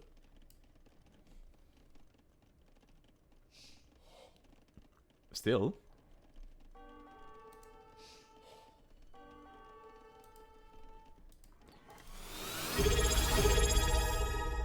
Huh? What was that?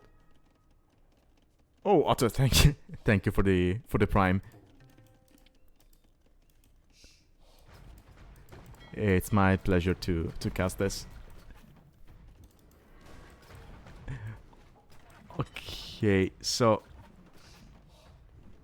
Oh, okay, castle on the shoreline could be nice. Or rather, will be nice, because that will give Otter a chance to make a couple of docks. Jag does not see that. He could have probably with the goose. Let's see. No, he didn't notice that.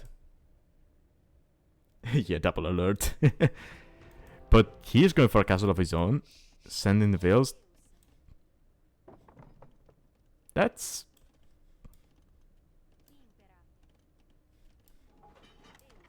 that feels like a disrespectful amount of veils if you're dropping a castle this close to someone's face. Right? But realistically speaking, Otter has nothing to deny it, so... And he's not going to be able to go up to Imp. So there's that.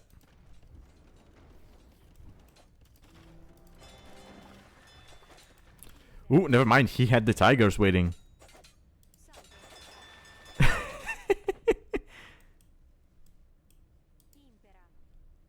I mean, there were tigers over here as well. Now, imagine if Otter had a demo ready. Oof, that would have been so nice.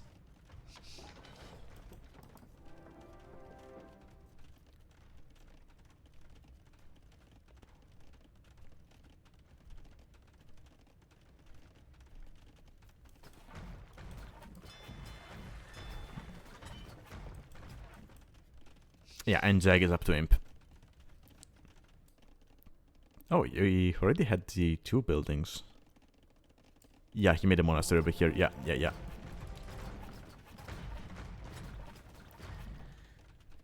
Yeah, this is not looking good for Otter. It started to look a little bit better when he got the castle up here and I saw he had more farms than his opponent, but now, yeah, Jag has got up in farm numbers. Again, he's Romans, so that's better value. And yeah, he's got a castle on Otter's face. Otter is up to Imp as well, actually. So, and he's only behind by 4 vills. Hold on. 4 galleys are over here. Just making sure that Jag does not come this way.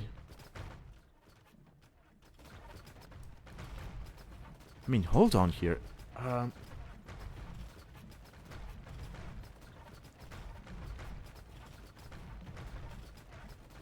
Could Otter actually do it? No. No way, right?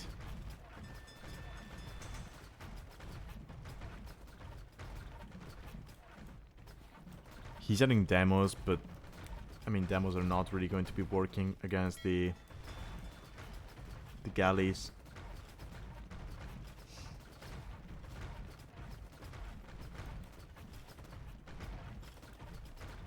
Sure, he's Armenians, so maybe we'll see Cilician fleet. But I doubt it.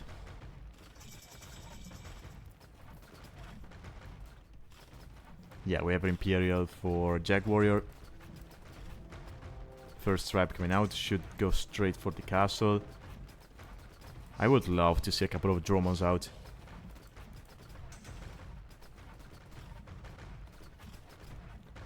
Murder holes? Okay. Yep, there it is. Cilician fleet.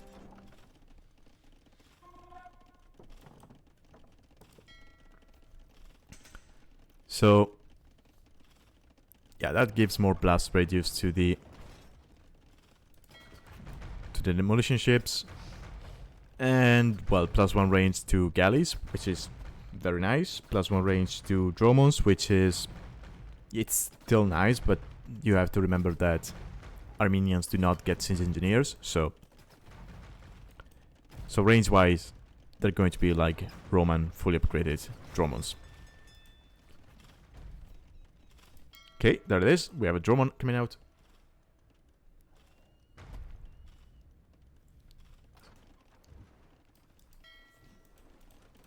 Heavy demo even. Okay, Otter, where are you going? Ooh.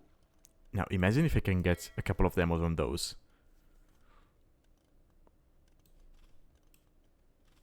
So Jag is not watching. So these will attack you automatically. Oh. Okay, now he sees that. Boom. Boom. Could have been worse, actually, for Otter.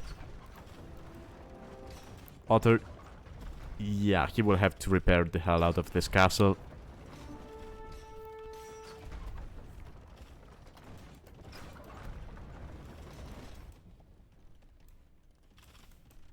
yeah, architecture now for JagWarrior, so this castle is going to have much more HP. Many more HP than Otter's. Otter could get Masonry if he wanted to. And Hoardings. Do Romans get... No, they don't.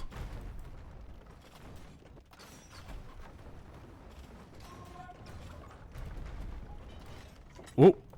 Otter? Will rushing. Let's go. I mean, it's the right play, right?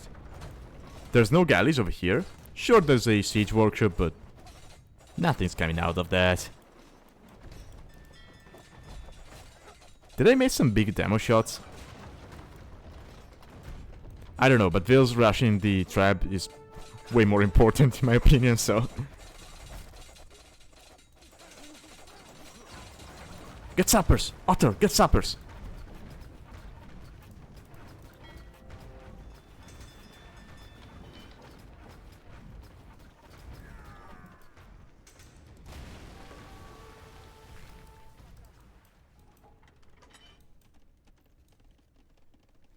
So what now?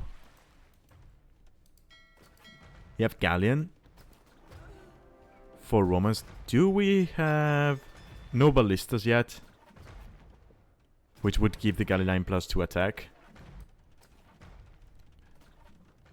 Again, Romans do not get Bracer. So yeah, it's +2 attack, but still the normal range of a Galley.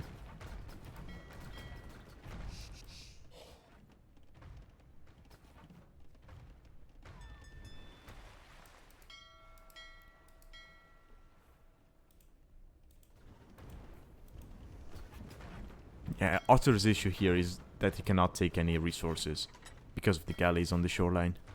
He needs to get rid of this.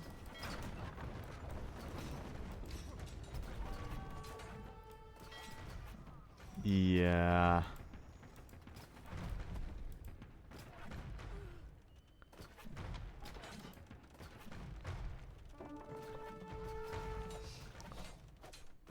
Okay, we have a land switch for JagWarrior.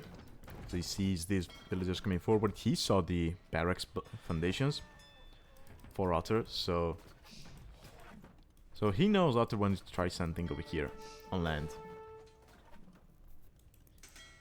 Yeah, Jag does have a galleon.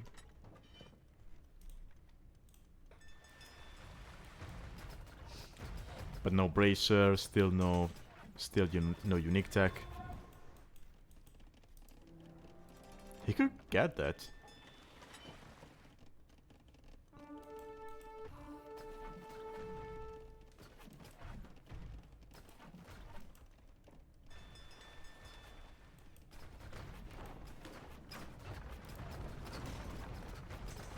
Yeah, also cost the GG. Okay, so Otter still wins the set. Just 2-1 instead of 2-0.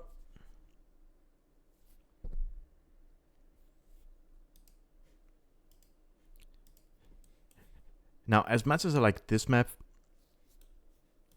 generation, there is something I don't particularly enjoy about some hyper-random water generations. And that would be that sometimes when you have water generation, you start with the warship in Dark Age. Which I'm not sure I like. And that would be mostly because if you lose your own warship and your opponent still has it in Dark Age, it just snowballs. And I mean, let's be real here. Otter's issues started the moment he lost his own Lambos, and JagWarrior still had it at his, right? Because then JagWarrior could just kill the fishing ships from Otter, and Otter had no way to defend against that. Which is different from, I don't know, losing your scout in Dark Age, because even if you lose your scout in Dark Age, you can still make barracks for militia, you can still fight the scout with villagers, you can still get the villagers in the TC, and the TC will shoot at the scout. With the Dock, you do not have that. Fishing ships cannot fight back, you need to get to feudal to get warships. You cannot put fishing ships in docks, for now. So yeah, that's one thing I don't really like about these kind of generations. But still good game. Yeah, you could have made barracks for spears, but then you would need the ship to come over here to attack it with spears. It's, I don't know, sometimes it feels a little too unbalanced. But again, you load into the game, you see a warship, you should play accordingly while knowing that you cannot lose that in Dark Age. But yeah.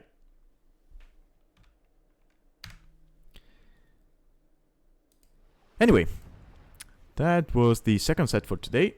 So let's go take a look at the draft for our third set.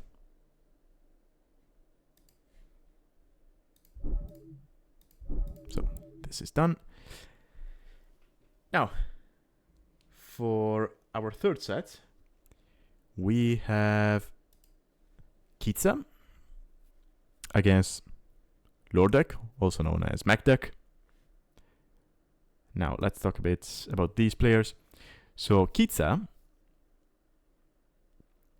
he is a player from Mexico, as you can see, around 1800, with the highest of... Stop giving me those. With the highest of 1833. He is not a new face in the tournament.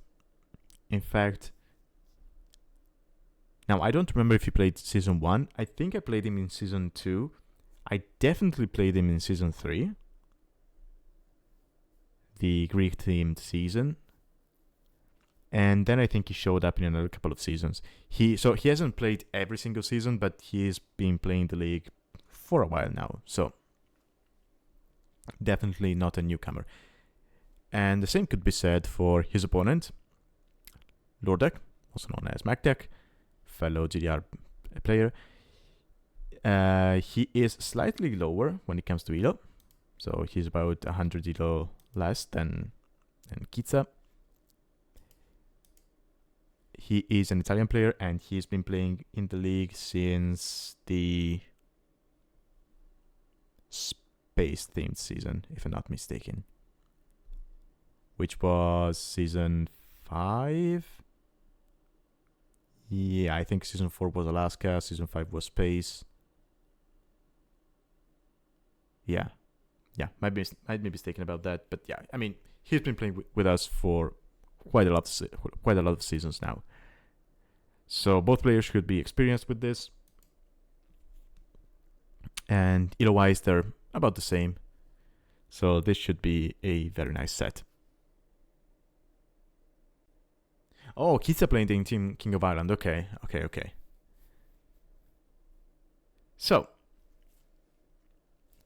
we have the usual 5 admin bans. We have Lithuanians, Georgians, Malay, Teutons, and Burmese. Qeetsa decided to ban Mongols and Hindustanis, whereas Magdeck went for Persians and Britons, all very strong civs, so nothing against those bans. Qeetsa decided to pick Portuguese, got the Malians pick sniped, and then he got Bengalis, Byzantines, and Armenians. His opponent Loredek picked Romans, got them sniped, and was left with Japanese, Italians, Khmer, and Koreans.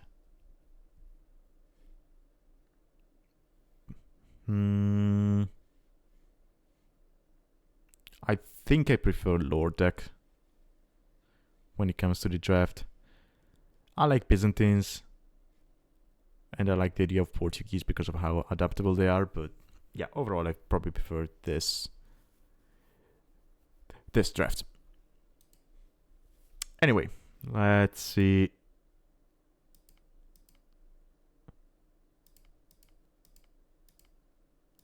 Let's get game 1 going and see what they have in store for us. Let me change scene. Okay. I'll zoom out like this. Just a second. I need to start charging my phone. Give me 20 seconds, about 20 seconds.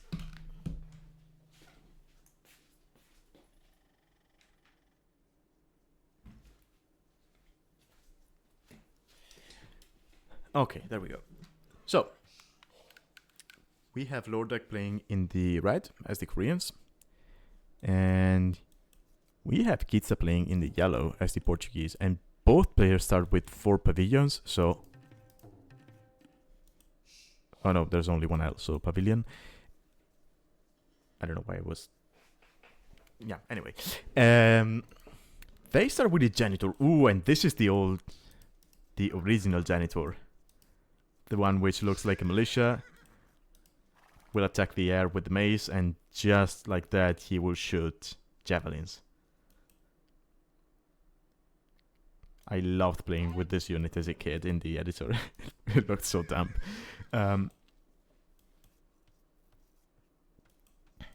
So Qeetsa here could potentially deny this boar. Ooh, yeah, he could. Definitely could. No. Okay, no, it's too close to the TC. Yeah, that was dangerous. Okay, so Loredek manages to get that boar in. Foot-wise is kind of like a normal boar. Maybe a little bit less. So these things are ranged, so it should be quite easy to lane boar with them. Qeetsa didn't try that, mostly because, well... yeah, that's what I meant. I love this unit. It's so stupid. Yeah.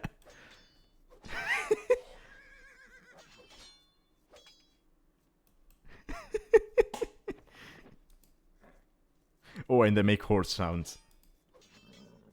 That's the best part.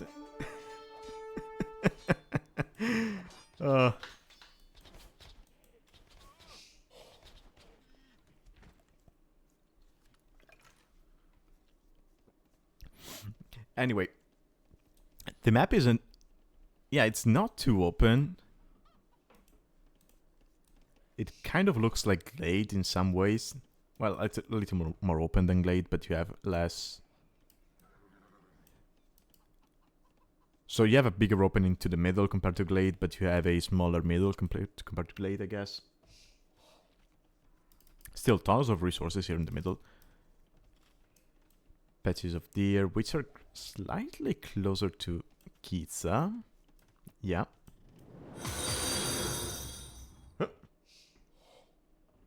Thank you for the follow.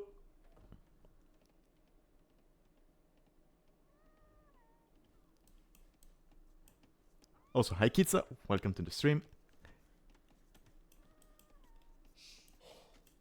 So Loredek taking the first boar.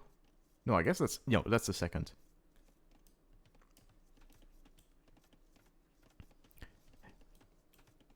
And both players, they seem to be working towards feudal age.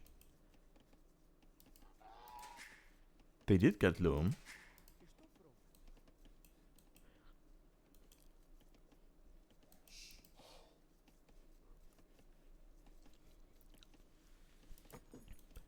They probably didn't need as many on wood because you start with 4 pavilions, which count as houses.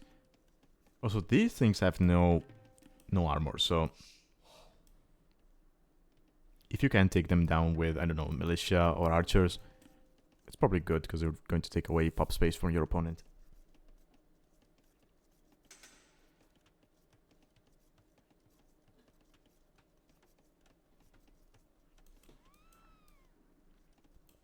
Okay, there it is. Feudal Age for Loredek. Barracks, yeah, he will wall to the wood line. He's got gold in the back. Unfortunately, his berries are on the front. But if he's going to go for archers and he wants to be aggressive, then that's going to be fine, right? You could just, I don't know, drop the range over here.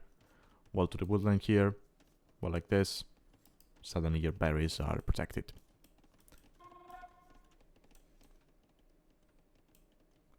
Okay, he's walling in the back for good measure. Ooh, I just noticed. if either player wants to get the stone, they have to go for the middle. They do not have stone back home. So both... Okay, we have militia coming forward for Qeetsa. So both civs really like to play into the unique unit. Of course, it's the organ gun for the Portuguese and the war wagon for the Koreans. But this might not be... Yeah, we might not see unique unit play. Ooh, and Qeetsa barely misses the archer range. Oh, now he sees that, but he cannot really deny it because he would have to walk into the C5 range. This side is walled, so he's not going to be able to... yeah, he can just walk. Nope. Nice house from Loredek. Blacksmith and archer range. So, very nice opening. Qeetsa even got man-at-arms, but he needs to find damage with these units fast.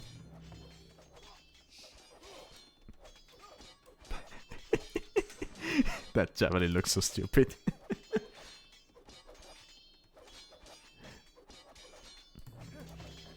Also, does this count as a ranged unit? Yes, it does. So you should be able to increase the range, right? I hope you can.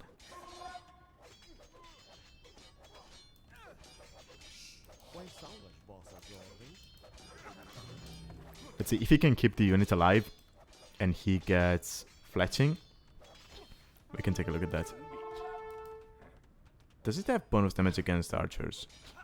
It doesn't, so it's really just a skirmish, a janitor in name. Not in stats.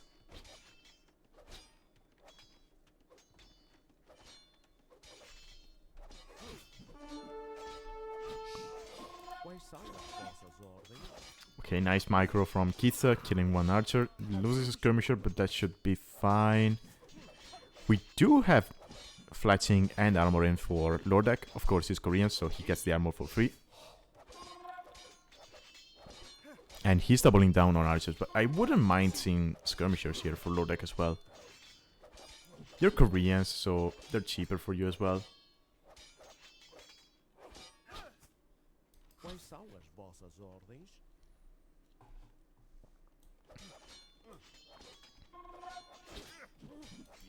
So Loredek kind of surviving the pressure, but in the meantime, Qeetsa at home, he's completely walled.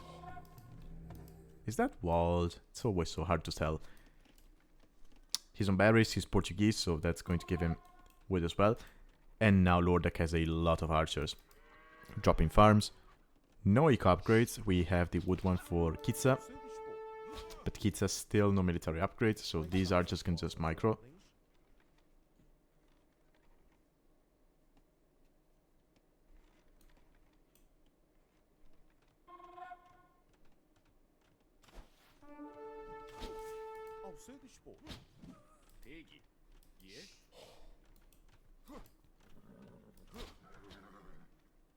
Okay, that's the blacksmith.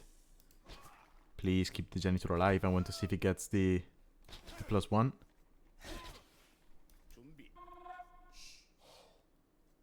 Yeah, Loredek is starting to have crazy numbers of archers, but Qeetsa still has a lot of skirmishers. Okay. Okay, yeah, you can improve it. Yeah, now this can die now. I don't care. Yeah, now with fletching, he should be able to fight back. We see a stable from Loredek, so he wants to add some scouts. He does have a decent number of farms now, so that should be quite easy to do for him. And he's completely walled here, so...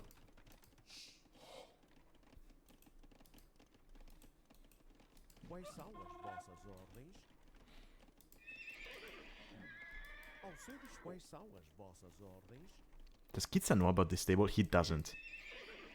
He doesn't know about the scout switch coming. And again, he could just take down the pavilion with the skirmishers, because that has no armor.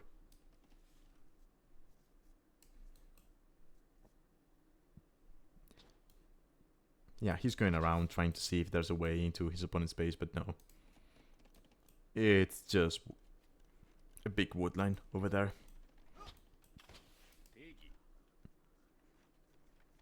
I don't think Loredek should have shown the scout right now. I think you wait until you have 3 and then you just jump on the skirmishers.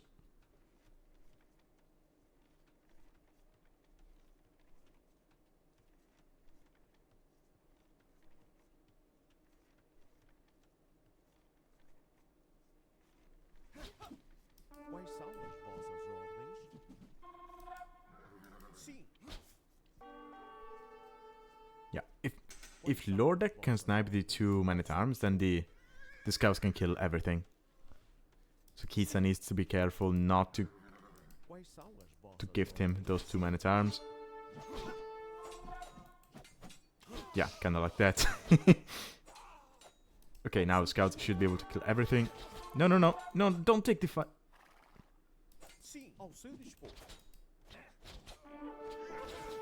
Yeah, Loredek was greedy and tried to kill Vils with the scouts, and now he's going to lose a lot here.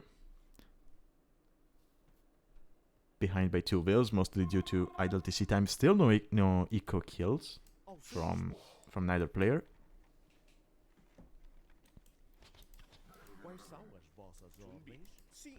Okay, Loredek is going to get the cliff advantage. Now cliffs are kind of weird. If I'm not mistaken, if your unit is over here attacking one over here, then your unit gets bonus damage against that, as if it was on higher elevation. But it doesn't get any resistance. Right, so if you're on higher elevation, you deal more damage to the opponent who's under here, and you take less damage. With cliffs, it's just you dealing more damage, but you still take the same damage. I don't know. It's weird.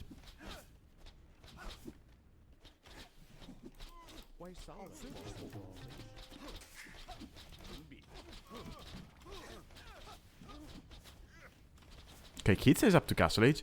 Loredek quite far away from it, mostly because he invested into scouts, which cost a lot of food. Well, that said, Qeetsa made skirmishers, so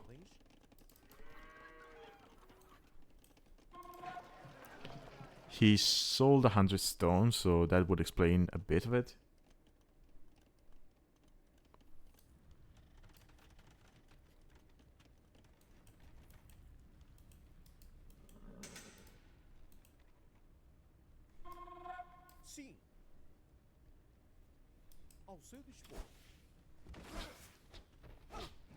And now Loredek's just thinking, okay, I cannot kill you, I'll just do animal violence.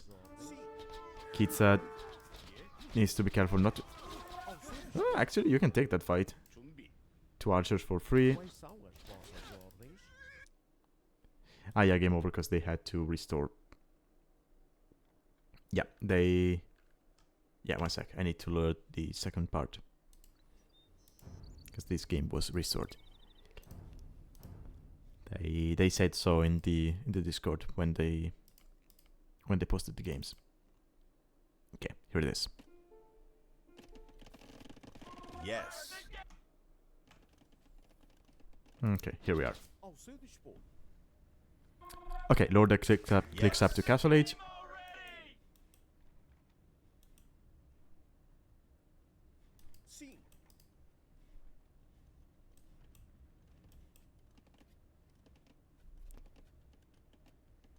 I mean, Loredek is still quite walled here.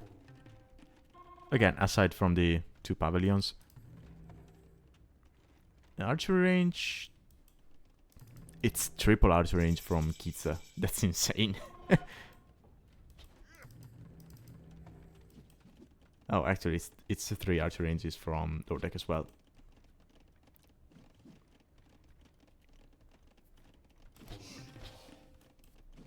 Yeah, this is trouble for Loredek. You might want to start switching into skirmishers. Ah, there's siege though.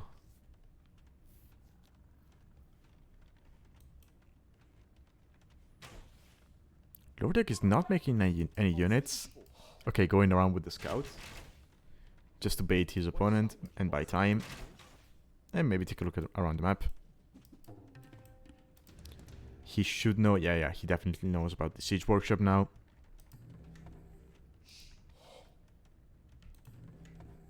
Yeah.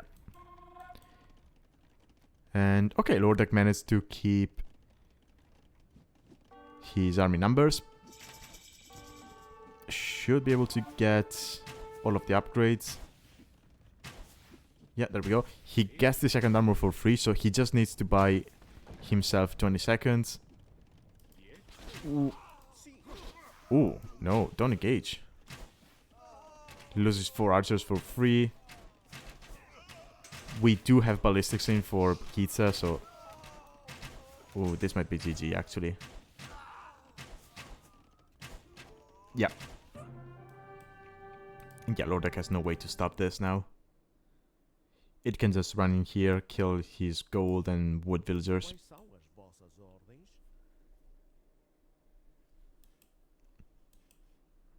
Okay. So Qeetsa takes game 1.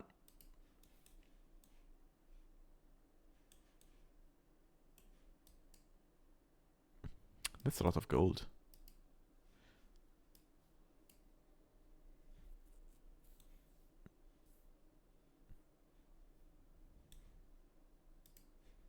Yeah, I still don't get why Loredek went for scouts. I mean, if you're Koreans and the problem you're facing is skirmishers, I think you make skirmishers of your own, no? They're cheaper.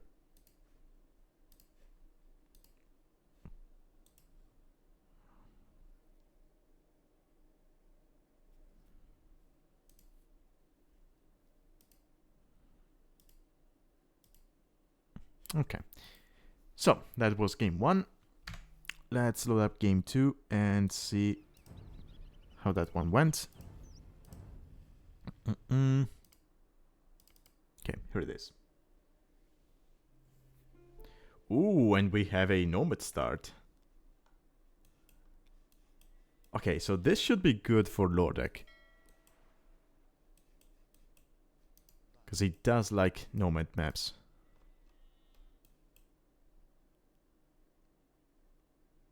Well, that's one big shorefish.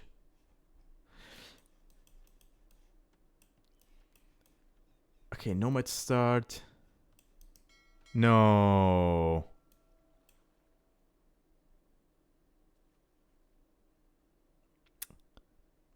I mean, this is unfortunate. So they both start with a transport ship that they should be scouting with, but yeah. So Loredek, okay, he does know about this water, doesn't know about that dock from Qeetsa.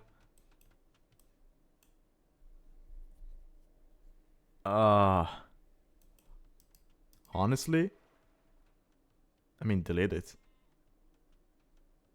It's kind of pointless to keep it. It's just going to take up space.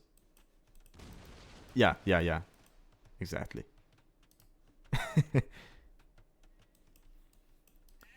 So, okay, Loredek does have a sheep, so at least he's going to be able to scout with that. He's going to see some shorefish here. I mean, you see the distance between this, you should assume that, you know, it's about the same over here. And so it should be worth it to dock it.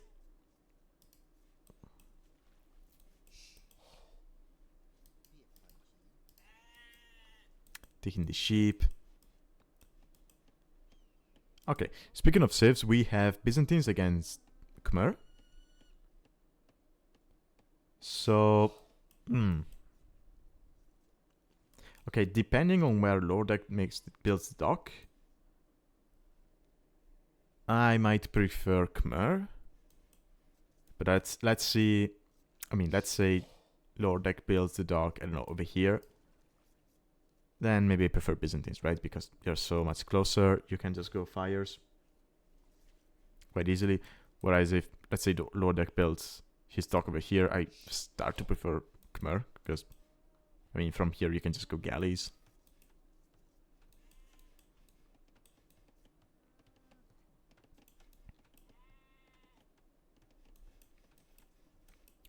And I mean, the only reason I say I prefer Khmer in this situation is because on Nomad maps, it's just easier to pull off a build with Khmer.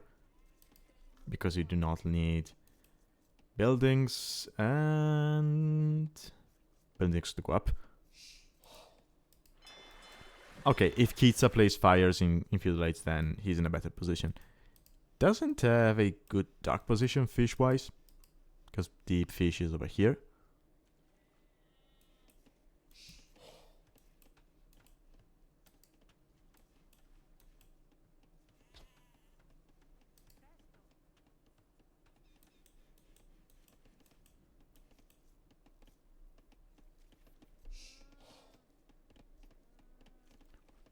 Wait, which season was season 6? It wasn't the space one, right? Oh, I forget. Food access. Well, Loredek has an amazing food access. Fish-wise. Qeetsa, I saw him. Yeah, he was pushing. Yeah, he pushed an Ibex. He got a Javelina. Does Loredek have no boars on his island? Yeah, he doesn't. So he is going to be in a tough spot. Yeah, that's just unfortunate. I mean, transport ship spawning there. No boars on his side of the map. Actually, was there a single boar on the map? Yep. Yeah, I think there was a single boar on the map and Qeetsa took it. Well, that's unfortunate. Hey, he got a fox though. If he wanted to.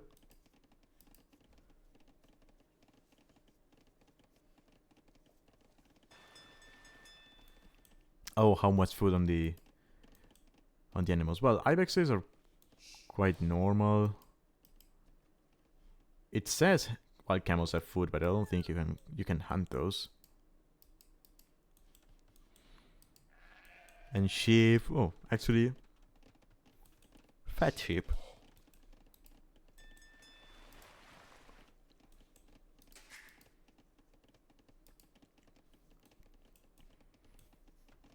So let's collect it. Yeah, about the same. Loredek is investing a lot into fishing ships.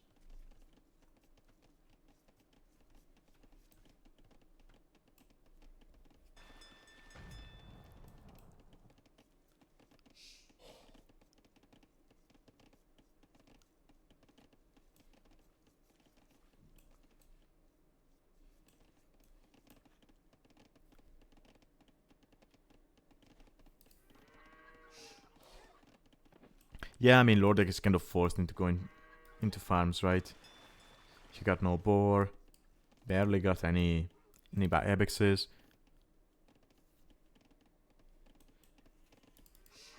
And he's Khmer, so I don't really mind this. Now, his biggest issue now is going to be that he will lose his fish. Because... Sorry, Qeetsa now knows about the dock. He is almost in field age, so he'll just make a couple of fires and kill everything.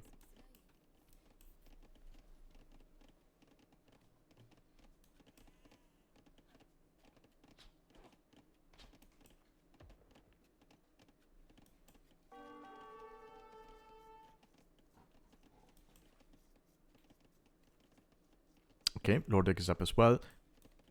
Does he have any safe gold? Yeah, he could go for that gold. Oh, he opted for this one. Okay.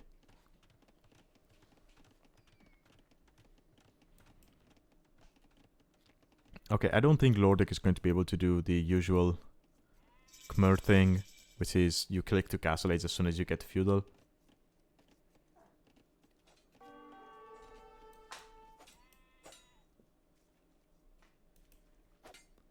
Oh, Loredek shanking a will. Get him!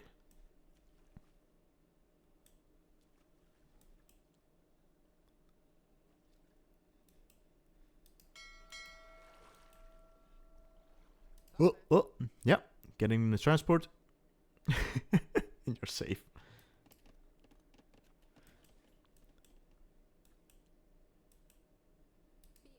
Yeah, Loredek must have been thinking, must be nice to have a transport which you can actually use. Qeetsa blocking with the transport. That will get roasted. Oh, not if Loredek blocks with the fishing ships. Okay, she dies. Okay, Loredek. He just got to fuel age, but he might be able to click up to castle age. And he's on stone. Are we going to see elephants? Are we going to see ballista elephants from Loredek?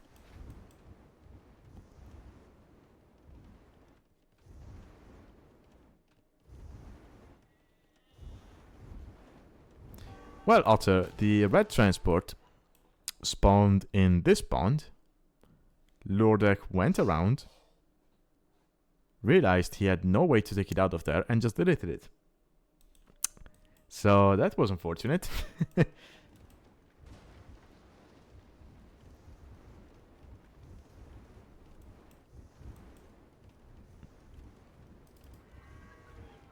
Okay, there we go. And we are up to castle.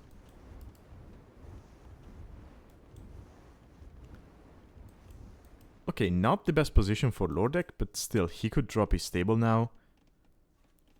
Make a couple of knights. Just take map control and then walk forward and drop a castle on his opponent's face. Qeetsa's DC is basically in a valley. So, yeah. This is going to be very prone to aggression. Or rather, very weak to aggression.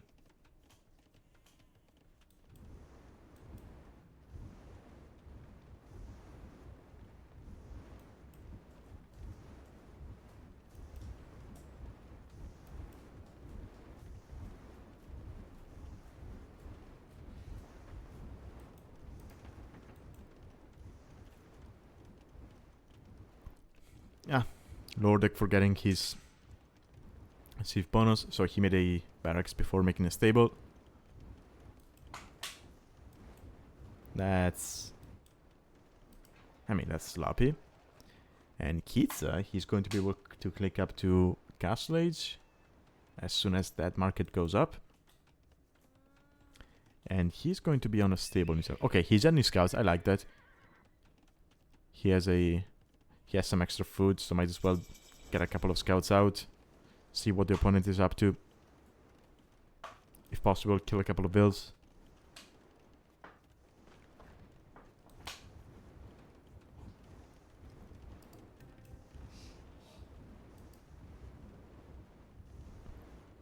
Loredek.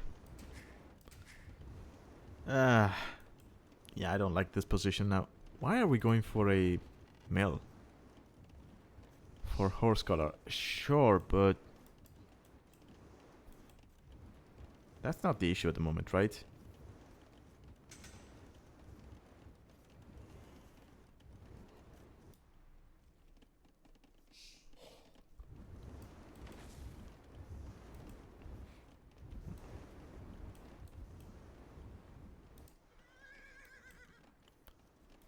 That's a lot of outposts. Holy. Okay, Loredek is going to have enough stone for a castle now. Where does the castle go up? That hill? Okay.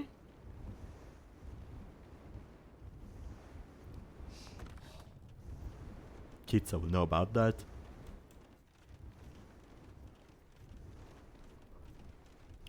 My only question here is, what does that castle give you? Some protection, sure. But your opponent could just walk around like this. You don't have the most mobile of unique units, so that's not even an option. It's also quite expensive. I don't think it says... Yeah, it doesn't say how much it costs.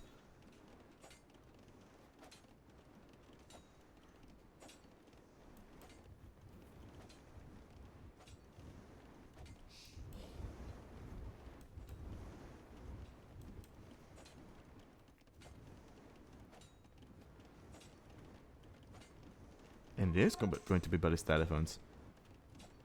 Okay.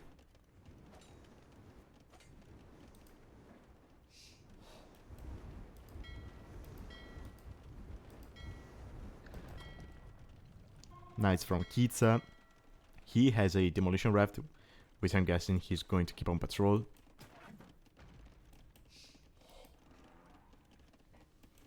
And he can just transport units here. He doesn't care about this defensive castle. You just transport. You can just transport knights over here. And he's going to find kills. Does he have no upgrades on the knights? So, yeah, but they're still knights. One bill down. 2 bills down. Loses an knight in the process, but that's fine. He took his opponent of gold.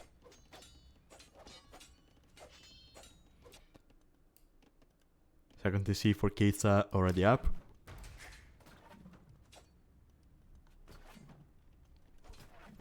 Loredek is going up right now. But he is... He's already behind by 6 bills. And that gap is just going to get wider and wider.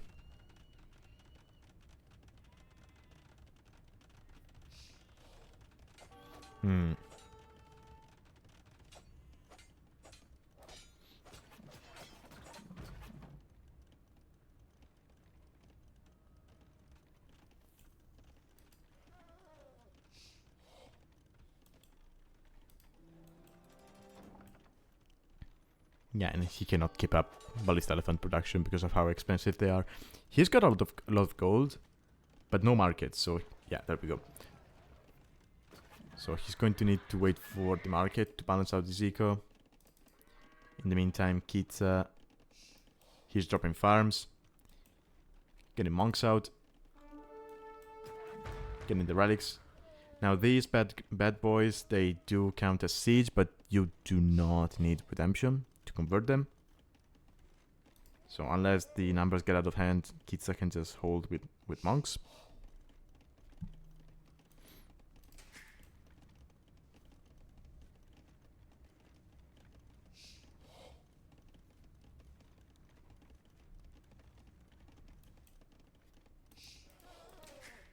$30C for Loredek, okay. I mean, Qeetsa is dropping the 4th one. And both players are basically... Yeah, they're basically booming at this point. Now, Khmer should be slightly better. Well, not slightly better. They should be better than Byzantines at doing that. The problem would be that Byzantines are ahead right now, eco-wise. And they have...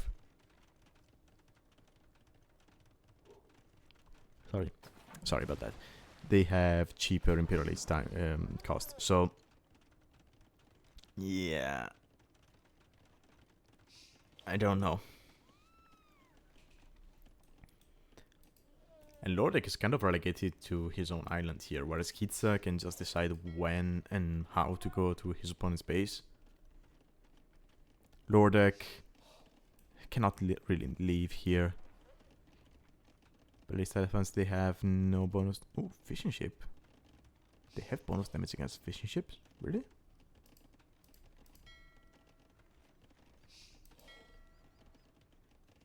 Huh. The more you know.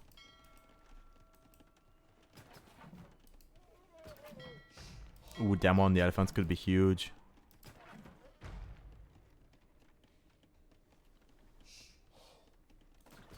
We now have War Galley coming in for Qeetsa. Ooh, watch out. These demos could get some nice shots.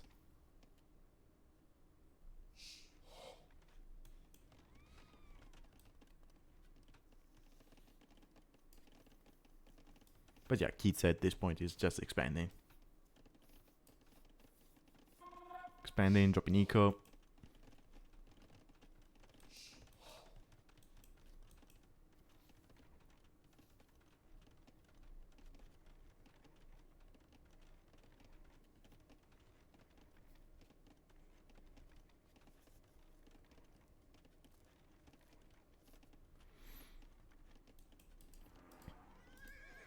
I don't know what the elephant logic was.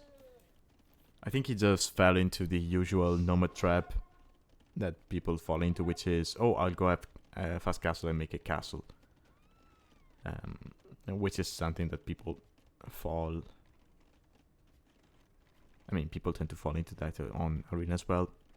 And then you get to the castle age, you make the castle, and you realize, wait, what am I going to do with it? It's not on the opponent's phase. I don't really have a good unique unit, but I mean, I invested into that, so I might as well do it. So yeah.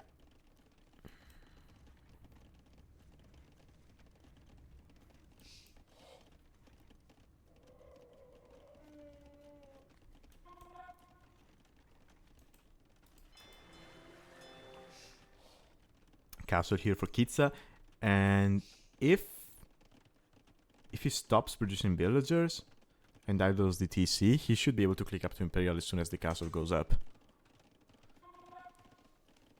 Because Imperial is something like, I don't know, 663.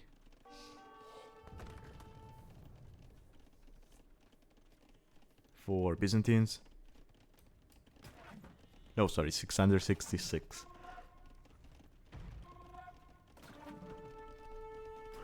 Food. I forget the gold. But I think gold is something like 536, something like that.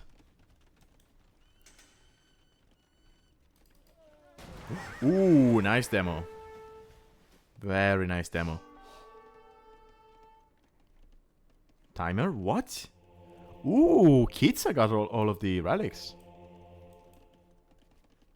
So a quick reminder to those watching this for the first time that Alchemy League is played on standard victory conditions. So you can win by relic victory, you can win by wonder victory.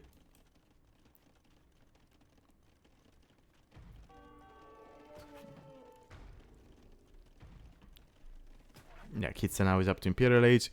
Loredek is going to be able to click up any second now, but he's behind in vills. Military-wise, it's going to be behind as well.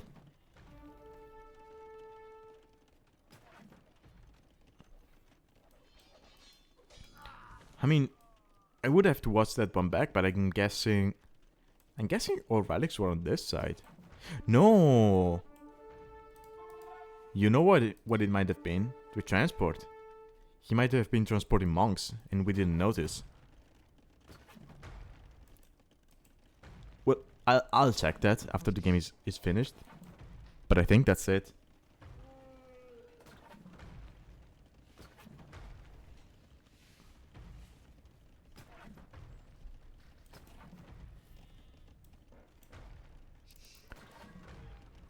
Okay, about 40 farms for Loredek. Those are Khmer farms.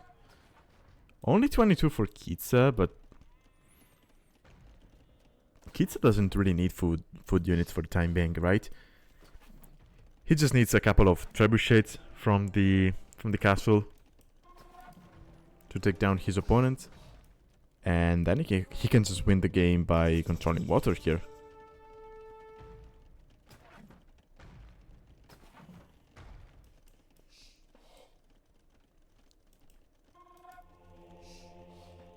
I mean, Loredek's only option to push this monastery is with trebs or water control, but he's got neither. He's going to be able to have trebs out in a moment now, but he doesn't seem to be thinking about going back to water. Yeah, Qeetsa went for Greek Fire. I'm not sure why. I mean, sure, +1 range on the fire ship is nice, but I don't know.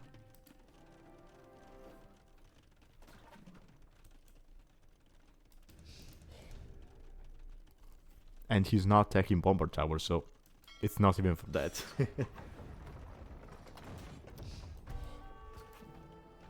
Qeetsa also gets Dromons, which attack faster for Byzantines. So that's nice.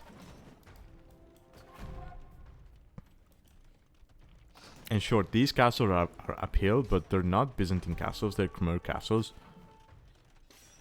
Which get both hoardings and architecture, which is So that's pretty respectable.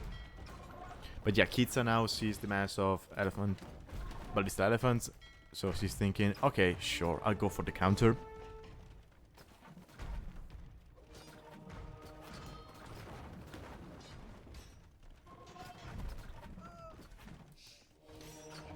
We got the monks in as well. Do Dromos have bonus damage against that? I mean, no. The demos! Ooh! It didn't work, but I mean, Qeetsa got a couple of... Yeah, he got some conversions there. Yeah, Dromos do nothing to the ballista elephants apparently. But yeah, Loredek knows he's too far behind and just calls the GG. Yeah, the demos got blocked by basically by the conversions. Because the elephants got converted, so demos would not explode.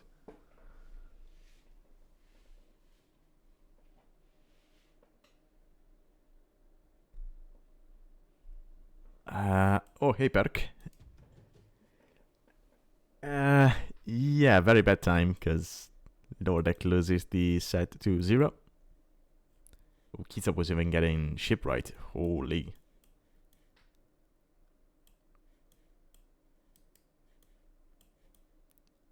I mean, Loredek has a nice eco behind this.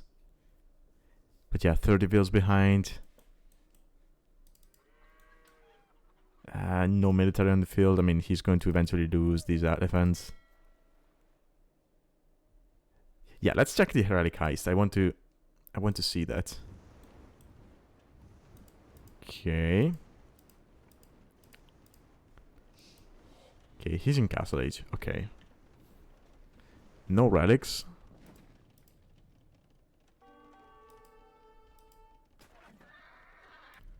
So we had... Okay, 1 relic.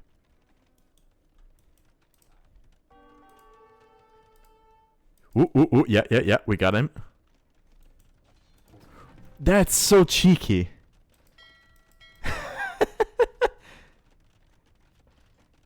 Oh, Lord. So it was one over here, 1 here, 1 here. That's 3, 4. And there's the 5th. Okay, so Qeetsa had 3 on his island. Let's see. When is he going for this one? Yeah. Yeah, he went for a transport ship. Yeah, it was even outposted. I mean, he was dropping at sea on this, and he just saw the monk get the relic and get back into the ship. Yeah, that was a good play from Qeetsa.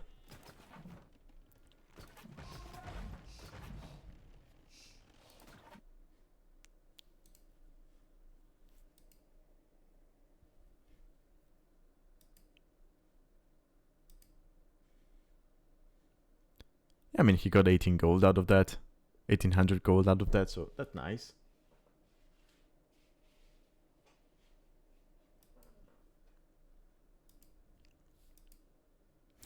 Yeah, Otter, I agree. I mean, Qeetsa played this in a very smart way. He made good use of the transport ship. I'm trying to remember, was Qeetsa in the space themed season? I don't think he was. But imagine if he had been there and played Neptune. I still have nightmares about how people use the transport on that map. Yosoi Pacho completely memed on me with the transport and the archers going in and out. Kind of like people have been memeing on others with the siege tower on ladder lately with the fire lancers.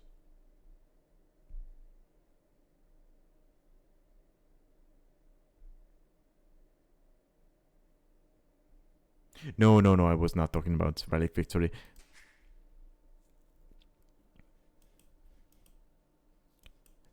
I mean, best Relic Victory I've seen in Actually, two best rally victories I've seen in Alchemy League was, one was from you actually, Otter, when, what was it, season 6 or 7, I don't remember, on Coralina, the one map where you spawned relics by killing the monuments, where you just went Armenians, fast castle, into a single church, and that started the countdown, and you won with that. And the other one was in season 4, the Alaska themed one. It was Biscuits. No, wait, it wasn't Biscuits. Who was it? Jasuni. I don't remember who he was playing against, but the guy basically went for Relic and Wonder Victory. Completely walled himself off. Biscuits had all map control, but he had no way to get to the relics, and so Jasuni, not Biscuits. I don't know why I keep thinking about Biscuits. So yeah, Jasuni lost because of that. Biscuits actually had a crazy game, still in the Alaska themed one. Was it Columbia? I think the map was called. He went for Relic and Wonder Victory on that one as Aztecs.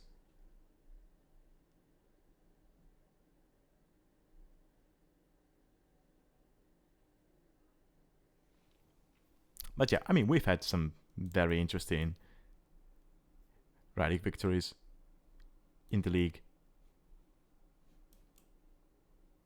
Or, well, standard victories in general. Just last season we had monument victories, we had people trying to lane with the king and getting sniped. So yeah. It's been fun. Anyway, I think that's going to be it for today's stream. So, thank you all for watching. I'll be seeing you next time.